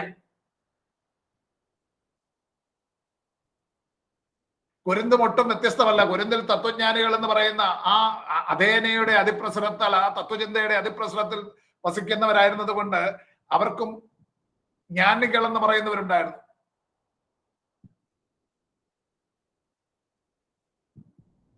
എന്നാൽ ഇവിടെ ദൈവവചനത്തിൽ പറയുകയാണ്, ജ്ഞാനികളുടെ ജ്ഞാനം ഞാൻ നശിപ്പിക്കുകയും ബുദ്ധിമാന്മാരുടെ ബുദ്ധി ദുർബലമാക്കുകയും ചെയ്യും. നല്ല സംഭവിക്കുന്നത് ഈ ലോകത്തിലെ ജ്ഞാനികൾ എന്ന് പറയുന്ന അനേകരും അവരുടെ കണ്ണ് കുരുടായിരിക്കുന്ന അവസ്ഥ. ഞാൻ പലപ്പോഴും ചിന്തിക്കും, ഞാന് മഹാരാഷ്ട്രയിൽ നാഗ്പൂരിൽ കുറച്ച് നാള് ഞാൻ പഠിക്കുകയും ജോലിയൊക്കെ ചെയ്തൊരു പട്ടണമാണ്. അവിടെ ഈ ഒരു പ്രത്യേക ഉത്സവമുണ്ട്. അന്ന് തുമ്പിക്കൈയുള്ള പുള്ളിയുടെ രൂപം ഉണ്ടാക്കി അതെല്ലാം കൂടെ കൊണ്ടുപോയി വെള്ളത്തിലിടും. നമ്മുടെ പൂനെയിലുള്ള സൗകര്യമാർക്കൊക്കെ അറിയാം, അവിടെയൊക്കെ അതിന്റെ കേന്ദ്രമാണ്. ഒരു സമയം വരുന്നുണ്ടെങ്കിൽ ആ പുള്ളിയുടെ രൂപം ഇങ്ങനെ ഒത്തിരി പേരുണ്ടാക്കും. അപ്പൊ രാവിലെ ജോലിക്ക് പോകുന്നുണ്ടെങ്കിൽ കാണാം, ഒരു ദിവസം കാണാം ഇങ്ങനെ 2 കമ്പ് ഇങ്ങനെ കെട്ടിയിരിക്കുന്ന കാണാം. വൈകിട്ട് വരുമ്പോഴത്തേക്ക് അതെല്ലാം കച്ചിയെല്ലാം കെട്ടി വൈക്കോല് കെട്ടി ഇങ്ങനെ വെക്കും. അടുത്ത ദിവസം അതിനെ കളിമണ്ണ് കൊണ്ടെല്ലാം മൂടിക്കെട്ടിയിരിക്കുന്ന കാണാം. പിന്നെ ഒരു ദിവസം കുറച്ച് ദിവസങ്ങൾക്ക് തന്നെ പുള്ളി കളർ ചെയ്ത് ഡെക്കറേറ്റ് ചെയ്ത് നല്ല രൂപത്തിയിരിക്കും. അടുത്ത ദിവസം അതിന്റെ മുന്നിൽ വന്ന് നിന്ന് ആളുകൾ ഇങ്ങനെ നിന്ന് പൂജിക്കുക. അപ്പം വലിയ പണ്ഡിതന്മാരുണ്ട്, വലിയ വിദ്യാസമ്പന്നരായ ആൾക്കാരുണ്ട്, സിവിൽ സർവീസിൽ ഒക്കെ ഉള്ള ആൾക്കാരൊക്കെ വലിയ ജ്ഞാനികൾ എന്ന് പറയുന്നവരാണല്ലോ. അവരൊക്കെ വന്നിങ്ങനെ കുമ്പിട്ടിങ്ങനെ നിൽക്കുക. അടുത്ത പരിപാടി എന്ന് പറയുന്നത് ഇതിന്റെ ലാസ്റ്റ് ഡേയിൽ ഒരു പരിപാടിയുണ്ട്. ഇതിനെ കൊണ്ടുപോയി വെള്ളത്തിലിടുന്ന ഒരു പരിപാടിയുണ്ട്. ഇല്ലേ, സുമൻ സിസ്റ്ററും ലില്ലി സിസ്റ്ററും ഒക്കെ അത് കാണുന്നതാണല്ലോ അല്ലേ. ഇതിന്റെ വെള്ളത്തിൽ കൊണ്ടുപോയിടുന്ന ഒരു പരിപാടി. വേറെ മഹാരാഷ്ട്രയുള്ള ആരെങ്കിലും ഉണ്ടെങ്കിൽ എനിക്കറിയില്ല. മഹാരാഷ്ട്ര വേറെ ഉണ്ട്. ആരാണ്? Elizabeth sister. അതെവിടെയാണ്? ബോംബെ. അപ്പം ബോംബെയിലാണല്ലോ അതിന്റെ കേന്ദ്രം അല്ലേ. ഇതിന്റെ വെള്ളത്തിൽ ഇപ്പൊ എല്ലാം ഇവിടെയും വന്നു കഴിഞ്ഞില്ലേ. ഇനി അടുത്ത പരിപാടി എന്ന് പറയുന്നത് കുറച്ച് ദിവസം കഴിയുമ്പോൾ ഈ കളിമണ്ണെല്ലാം കഴുകി പോയിട്ട് കച്ചിക്കെട്ട് പൊങ്ങി ഇങ്ങനെ കിടക്കും. ഇത് കാണുമ്പോഴാണ് ഏറ്റവും രസം വരുന്നത്. ജ്ഞാനികളുടെ ജ്ഞാനം നശിപ്പിക്കുകയും ബുദ്ധിമാന്മാരുടെ ബുദ്ധി ദുർബലമാക്കുകയും ചെയ്തിട്ട് ദൈവം കണ്ണ് കുരുടാക്കിയിരിക്കുക. അതുകൊണ്ട് ഇങ്ങനെ ചെടു കിടക്കുക. പക്ഷെ ദൈവം കൃപ ചെയ്ത് നമ്മൾക്ക് വിശ്വസിച്ചു എന്ന് പറയുമ്പോൾ മനസ്സിലാക്കേണ്ടത് ദൈവം കൃപ ചെയ്ത്. ലേഖനത്തിൽ അങ്ങനെയല്ലേ പറയുന്നത്? കൃപയാലല്ലോ വിശ്വാസം മൂലം നിങ്ങൾ രക്ഷിക്കപ്പെട്ടിരിക്കുന്നത്. എന്നിട്ട് എന്താ പറയുന്നത്? 8-9 വാക്യങ്ങൾ എനിക്ക് കാണാൻ അറിയാം. ഒരു കാര്യമുണ്ട്, അതിന് നിങ്ങൾ കാരണമല്ല അല്ലേ. അതിനും കാരണമല്ല. ഈ വിശ്വാസത്തിന് പോലും നമ്മൾ കാരണക്കാരല്ലെന്ന്, അത് ദൈവത്തിന്റെ ദാനമാണ്. സംശയം ഉണ്ടെങ്കിൽ ഫിലിപ്പിയർ 1:29 വാക്യം നോക്കിയേ. ഫിലിപ്പിയർ 1:29. വിശ്വസിക്കുവാനും കഷ്ടം സഹിക്കുവാനും വരം നൽകിയിരിക്കുന്നു. അത് ദൈവം തന്നെ വെച്ചതാകുന്നു. ക്രിസ്തുവിൽ വിശ്വസിപ്പാൻ മാത്രമല്ല, അവന് വേണ്ടി കഷ്ടം അനുഭവിക്കാനും കൂടെ നിങ്ങൾക്ക് വരം നൽകിയിരിക്കുന്നു. വരത്തിന് ഇംഗ്ലീഷ് എന്താ നോക്കണം? ഗിഫ്റ്റ് എന്നാണ്.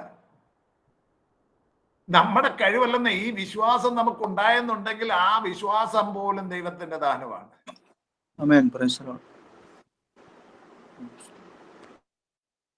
അനേക ജ്ഞാനികളുടെ ജ്ഞാനം നശിപ്പിക്കുകയും ബുദ്ധിമാന്മാരുടെ ബുദ്ധി ദുർബലമാക്കുകയും ചെയ്യുമ്പോൾ നമ്മുടെ രക്തബന്ധത്തിലുള്ള അനേകർക്കും ഈ ദൈവത്തെ അറിയുവാനും വിശ്വസിക്കുവാനും സാധിക്കാതെ ഇരിക്കുമ്പോൾ, നമ്മളെക്കാൾ മാന്യന്മാരായി ജീവിച്ചിരുന്നവരുടെ, ഞാൻ മാളിക്കര ബിഷ്മൂർ കോളേജിൽ പഠിച്ചിരുന്ന സമയത്ത് ഞങ്ങളുടെ ബാച്ച്മേറ്റ് ആയിരുന്ന ഒരു പയ്യനുണ്ടായിരുന്നു. അവൻ എപ്പോഴും ഒറ്റമുണ്ട് കൊടുത്ത് ഒരു കാലം കൂടെയൊക്കെ പിടിച്ചു വരും. ഇവൻ വരുമ്പോഴത്തേക്ക് കോളേജിലെ അല്പം ചട്ടമ്പികളൊക്കെ ആയിട്ടുള്ളവരെല്ലാം മാന്യമായിട്ട് സ്കർട്ട് വലിക്കുന്ന പിള്ളേർ സ്കർട്ട് വലിക്കാതെ എല്ലാം കളഞ്ഞിട്ട് മാന്യമായിട്ടേക്കും. പ്രൊഫസേഴ്സിനെ പോലും പേടിയില്ല, ഇവനെ വലിയ പേടി, എല്ലാവർക്കും ബഹുമാനമാണ്. പുള്ളി ഭയങ്കര ഭക്തൻ ആയിട്ട് വരുമായിരുന്നു. അപ്പം അവന്റെ പേരെനിക്ക് ഓർമ്മ വരുന്നത് ഞാൻ ഇപ്പൊ പറയുന്നില്ല. മാളിക്കര ഹരിപ്പാടെന്നോ മറ്റോ ആണ് അവരുടെ സ്ഥലത്തിന്റെ പേര്. ഞാൻ ഈ ഇടയ്ക്ക് അവൻ ഇംഗ്ലീഷ് ഡിപ്പാർട്ട്മെന്റിലായിരുന്നു. അപ്പൊ ഇംഗ്ലീഷിൽ കൂടെ ഉണ്ടായിരുന്ന എന്റെ ഒരു സ്നേഹിതനോട് ചോദിച്ചു, ആ വ്യക്തി ഇപ്പൊ എന്താ പറയുന്നു? അവൻ ഏത്തീസ്റ്റാ സാബു, അവനിപ്പോ നമ്പർ 1 എത്തിയിസ്റ്റാ. അന്ന് കോളേജിൽ എല്ലാവർക്കും ഒരു ടെററായിരുന്നു. കാരണം ഭക്തനാണ്. അവൻ വരുന്ന ഉടനെ കൂട്ടുകാർ പോലും അവനെ ഭയന്നിട്ട് സിഗരറ്റ് വലിക്കുന്നവർ സിഗരറ്റ് മാറ്റി വെക്കും. അങ്ങനെയൊക്കെ മാന്യമായിട്ട് സംസാരിക്കുമ്പോൾ വളരെ മാന്യമായി മാത്രം അവന്റെ മുന്നിൽ സംസാരിക്കുക. അത്രയ്ക്ക് ഡീസന്റ് ആയിരുന്നു. ഇപ്പൊ പുള്ളി ഏത്തിയിസ്റ്റ് ആണ്, കള്ളും കുടിച്ചു എല്ലാം ജീവിക്കുകയാണെന്ന് കേട്ടപ്പോൾ ഞാൻ നടുങ്ങിപ്പോയി. പ്രിയരെ, നമ്മളെക്കാൾ മാന്യരായിരുന്ന അനേകർ, നമ്മളെക്കാൾ ശ്രേഷ്ഠന്മാരായിരുന്ന അനേകർ. ഇനി താഴോട്ട് വരുമ്പോൾ പൗലോസ് അതിനെപ്പറ്റിയാണ് പറയുന്നത്. സഹോദരന്മാരെ, നിങ്ങളുടെ വിളിയെ നോക്കുവിനെന്ന് പറയുമ്പോൾ അവിടേക്ക് ഇന്ന് പോകാൻ സമയമില്ലല്ലോ. ഇത് ഇങ്ങനെ അങ്ങ് നിന്ന് പോയി കഴിഞ്ഞാൽ നമുക്ക് ഒരധ്യായം തീർക്കുമ്പോൾ തന്നെ 4 ക്ലാസ് കഴിയും. അപ്പൊ ഞാൻ ഇച്ചിരി സ്പീഡാക്കും അടുത്ത ക്ലാസ് തൊട്ട്. ഓക്കെ. അപ്പോൾ ഇവിടെ പറയുക, അനേകരുടെ ഹൃദയം കുരുടായിരിക്കുമ്പോൾ. യോഹന്നാന്റെ സുവിശേഷം 12:37 മുതൽ വായിക്കുമ്പോൾ കാണുന്ന ദൈവം അവരുടെ കണ്ണ് കുരുടാക്കി ഹൃദയം തടുപ്പിച്ചിരിക്കുന്നു എന്ന് പറയുന്നുണ്ട്. അങ്ങനെ കുരുടായിരിക്കുമ്പോൾ ദൈവം ഹൃദയക്കണ്ണുകൾ തുറക്കുവാനും വിശ്വസിക്കുവാനും നമുക്ക് വരം നൽകി. 20-ാം വാക്യത്തിലേക്ക് വരുന്നുണ്ട്. പൗലോസ് ചോദിക്കുക, ഞാൻ എവിടെ? യവനന്മാരായ തത്വചിന്തകന്മാരെ പറ്റി ചോദിക്കുക. ശാസ്ത്രി എവിടെ? യഹൂദന്മാരായ മതപണ്ഡിതന്മാരെ സംബന്ധിച്ച് ചോദിക്കുക. ലോകത്തിന്റെ ജ്ഞാനം ദൈവം ഭോഷത്വമാക്കിയില്ലയോ? ചോദ്യത്തിൽ തന്നെ ഉത്തരവുണ്ട്. ലോകത്തിന്റെ ജ്ഞാനം ദൈവം ഭോഷത്വമാക്കി. മനുഷ്യന്റെ തത്വസംഹിതകളും മനുഷ്യനിർമ്മിതമായ പ്രത്യയശാസ്ത്രങ്ങളും എല്ലാം അർത്ഥശൂന്യമാണ്. എന്നാൽ ദൈവിക മർമ്മങ്ങൾ വെളിപ്പെടുവാൻ അത് ദൈവം വെളിപ്പെടുത്തണം. 21-ാം വാക്യത്തിൽ പറയുന്നുണ്ട്, ലോകം അതിന്റെ ജ്ഞാനത്താൽ ദൈവത്തെ അറിയുന്നില്ല. എന്നിട്ട് 22-ാം വാക്യത്തിൽ വരുമ്പോൾ പറയുകയാണ്, യഹൂദന്മാർ അടയാളം ചോദിക്കുക, യവനന്മാർ ജ്ഞാനം അന്വേഷിക്കുകയും ചെയ്ത്. യഹൂദന്മാരുടെ പ്രത്യേകതയാണ് എപ്പോഴും അടയാളം ചോദിക്കും. ഇവർ ഈ അടയാളങ്ങൾ കണ്ട് ശീലിച്ചവരാണ്. ഏലിയാവ് അടയാളം പ്രവർത്തിച്ചതാണ്. മോശ ഒത്തിരി അടയാളങ്ങൾ പ്രവർത്തിച്ചതാണ്. കർത്താവിന്റെ അടുക്ക് വന്നിട്ട് ഇടയ്ക്കിടയ്ക്ക് പറയും, നീ ഒരു അടയാളം കാണിച്ചു. ഇത്രയും അടയാളം കാണിച്ചിട്ട് കുരുടനെ സൗഖ്യമാക്കുന്നു, മുടന്തം നടക്കുന്നു, ആ ചെകിടം കേൾക്കുന്നു, ഇതെല്ലാം കണ്ടു കഴിഞ്ഞിട്ട് പിന്നെയും ചോദിക്കും, ഒരടയാളം കൂടെ കാണില്ല. അന്നേരം കർത്താവ് എന്താ പറയുന്നത്? ദോഷവും വ്യഭിചാരവുമുള്ള തലമുറ, ദോഷവും വ്യഭിചാരമുള്ള തലമുറ അടയാളം തിരയുന്നു. നിങ്ങൾക്ക് യോനയുടെ അടയാളമല്ലാതെ വേറൊരു അടയാളമല്ല. അതിനി വരാൻ പോകുന്നതേ ഉള്ളൂ. യോനയുടെ അടയാളം. യോനയെ പോലെ മനുഷ്യപുത്രൻ 3 ദിവസം അടക്കപ്പെട്ടിരിക്കും. അതാണ് പറയുവാൻ കർത്താവ്. നിങ്ങൾക്കതല്ലാതെ ഇനി മറ്റൊരു അടയാളവും ഇല്ലെന്ന് കർത്താവ് പറയുകയാണ്. യഹൂദന്മാർ അടയാളം ചോദിക്കുന്നു, കാരണം അവർ അടയാളങ്ങൾ അന്വേഷിച്ചവരാണ്.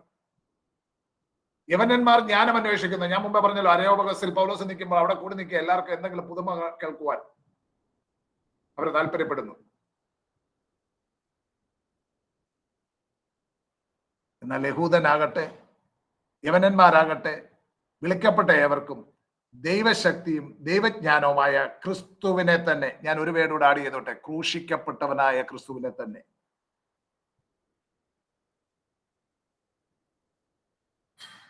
വിളിക്കപ്പെട്ട ഏവർക്കും ദൈവശക്തിയും ദൈവജ്ഞാനമായ ക്രൂശിക്കപ്പെട്ട ക്രിസ്തുവിനെയാണ് ഞങ്ങൾ പ്രസംഗിക്കുന്നത്. ക്രിസ്തുവിനെ തന്നെ എന്ന് പറയുമ്പോൾ അവിടെ അതിനകത്ത് അടങ്ങിയിട്ടുള്ള ഒരു വാചകമാണ് ക്രൂശിക്കപ്പെട്ട ക്രിസ്തു എന്ന്. അതുകൊണ്ട് ഞാൻ ആ വേടൂടെ ആഡ് ചെയ്തതാണ്. പൗലോസ് പറയുന്നതാണ്, ക്രൂശിന്റെ വചനം നശിച്ചു പോകുന്നവർക്ക് ഭോഷത്വവും രക്ഷിക്കപ്പെടുന്ന നമുക്ക് ദൈവശക്തിയുമാകുന്നു. 23-24 വാക്യങ്ങൾ ആവർത്തിച്ച് പറയാം, ഞങ്ങളോ ക്രൂശിക്കപ്പെട്ട ക്രിസ്തുവിനെ പ്രസംഗിക്കുന്നു. ക്രൂശിക്കപ്പെട്ട ക്രിസ്തു യഹൂദന്മാർക്ക് ഇറച്ചിയാണ്. മരത്തിൽ തൂങ്ങുന്നവനല്ല ശപിക്കപ്പെട്ടവനെന്ന് അവരെ പഠിച്ചിട്ടുണ്ട്. ആവർത്തന പുസ്തകത്തിൽ അത് എഴുതിയിട്ടുണ്ട്. ഗലാത്യ ലേഖനത്തിൽ അത് ആവർത്തിച്ച് പറയുന്നുണ്ട്. മരത്തിൽ തൂങ്ങിയവനല്ല ശപിക്കപ്പെട്ടവൻ. എന്നാൽ ഇവിടെ ക്രിസ്തു നമുക്ക് വേണ്ടി ശാപമായി തീരുകയായിരുന്നു. ന്യായപ്രമാണത്തിന്റെ ശാപത്തിൽ നമ്മെ വിലയ്ക്ക് വാങ്ങുകയായിരുന്നു. അത് യഹൂദന്മാർ ഗ്രഹിച്ചില്ല. അവരുടെ സങ്കീർത്തനങ്ങളിലും പ്രവാചക ഗ്രന്ഥങ്ങളിലും അത് പറഞ്ഞിട്ടുണ്ട്. യെശയ്യാപ്രവാചകന്റെ പുസ്തകം 53-ാം അധ്യായം എന്ന് പറയുന്നത് വളരെ വ്യക്തമായിട്ട് മശീഹയുടെ കഷ്ടാനുഭവങ്ങളെ പറ്റി എഴുതിയിട്ടുള്ള ഒരു അധ്യായമാണ്. ഞാൻ ഏതാണ്ട് 1 വർഷത്തിന് മുമ്പാണ് ഞാൻ ഒരു ജൂവിഷ് വെബ്സൈറ്റിൽ കയറി അതെങ്ങനെ വായിച്ചു വന്നപ്പോഴാണ് കണ്ടത്, മനസ്സിലാക്കിയ ഒരു കാര്യം. ഐശയ്യാ 53 എന്ന് പറയുന്നത് എപ്പോഴും യഹൂദന്മാര് ചാടിപ്പോകുന്ന ഒരു വചനഭാഗമാണ്. 52-ാം അധ്യായം കഴിഞ്ഞ് ഒരു പകുതി ആകുമ്പോഴത്തേക്ക് അവർ നേരെ അടുത്ത 54-ലേക്ക് അങ്ങ് ചാടും. 53 അവർ വായിക്കുവാൻ പോലും ഇഷ്ടപ്പെടുന്നില്ല. കാരണം അവിടെ അത് നേരാൻ ചൊവ്വ വായിച്ചു കഴിഞ്ഞാൽ അവര് മരത്തിൽ തറച്ച് കൊല്ലിച്ച ആ ക്രിസ്തു, ആ യേശുവാണ് ക്രിസ്തു, അവരുടെ മശിഹ, അവരുടെ രക്ഷകൻ എന്ന് അവർക്ക് സമ്മതിച്ചു കൊടുക്കേണ്ടി വരും. യഹൂദന്മാർക്ക് ഇടർച്ചയും യവനന്മാർക്ക് ഭോഷത്വവുമാകുന്നു. യഹൂദന്മാർ മരത്തിൽ തൂങ്ങി മരിച്ചവനെ ശപിക്കപ്പെട്ടവനെന്ന് മുദ്ര ചാർത്തുന്നുവെങ്കിൽ ആ ശാപം നമ്മുടെ ശാപങ്ങളെ അവൻ വഹിക്കുകയായിരുന്നു. 2 കൊരിന്ത്യർ 5:21 പാപം അറിയാത്തവനെ നാം അവനിൽ ദൈവത്തിന്റെ നീതിയാകേണ്ടതിന് അവൻ നമുക്ക് വേണ്ടി പാപമാക്കി. നമ്മുടെ പാപങ്ങളെ അവന്റെ മേൽ ചുമത്തി, അവന്റെ നീതിയെ നമ്മുടെ മേൽ ചുമത്തി. അബ്രഹാമിന്റെ സന്തതിയെ വിശ്വാസികളുടെ രക്ഷയ്ക്കായിട്ട് പാപമറിയാത്തവൻ, പാപികളോട് വേറിട്ടവൻ, പവിത്രൻ, നിർമ്മലൻ, ആ ക്രിസ്തുവിന്റെ മേൽ നമ്മുടെ എല്ലാവരുടെയും പാപത്തെ ചുമത്തിയിട്ട് യേശു ക്രിസ്തു നമ്മുടെ എല്ലാവരുടെയും പാപങ്ങളുടെ ശിക്ഷ അവിടെ ഏറ്റുവാങ്ങുമ്പോൾ യേശുവിന്റെ നീതി അവനിൽ വിശ്വസിക്കുന്നവരുടെ മേൽ, അവനോടുകൂടെ ക്രൂശിക്കപ്പെട്ടിരിക്കുന്നവരുടെ മേൽ യേശുവിന്റെ നീതി വെളിപ്പെടുകയാണ്. പൗലോസ് പറയുന്നത്, ഞാൻ ക്രിസ്തുവിനോടുകൂടെ ക്രൂശിക്കപ്പെട്ടിരിക്കുന്നു, ഇനി ജീവിക്കുന്നത് ഞാനല്ല, ക്രിസ്തു അത്രേ ജീവിക്കുന്നു. പ്രിയരെ, ആ മനോഭാവം നമുക്കുണ്ടായിരിക്കട്ടെ. ഇന്ന് സമയം കഴിഞ്ഞു പോയതുകൊണ്ട് ഞാൻ എൻ്റെ ക്ലാസ് ഇവിടെ കൺക്ലൂഡ് ചെയ്യുകയാണ്. ബിനു ഡി കോന്നി പ്രാർത്ഥിച്ചാട്ട്. ബിനു പ്രാർത്ഥിച്ചാട്ട്.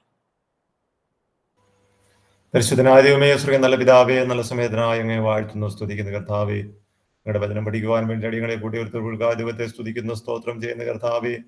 ഹല്ലേലൂയ, സ്തോത്രം, ഹല്ലേലൂയ, ഹല്ലേലൂയ. നിലയത്തെ കുറിച്ച് പഠിക്കുവാൻ കർത്താവെ അടിയങ്ങളെ സഹായിച്ചു കർത്താവിനെ സ്തുതിക്കുന്നു, സ്തോത്രം ചെയ്യുന്നു. അതിനെ പഠിപ്പിക്കാൻ ഞങ്ങളുടെ ദാസനെ ശക്തീകരിച്ചു വെളിപ്പെടുത്തില്ല കർത്താവെ.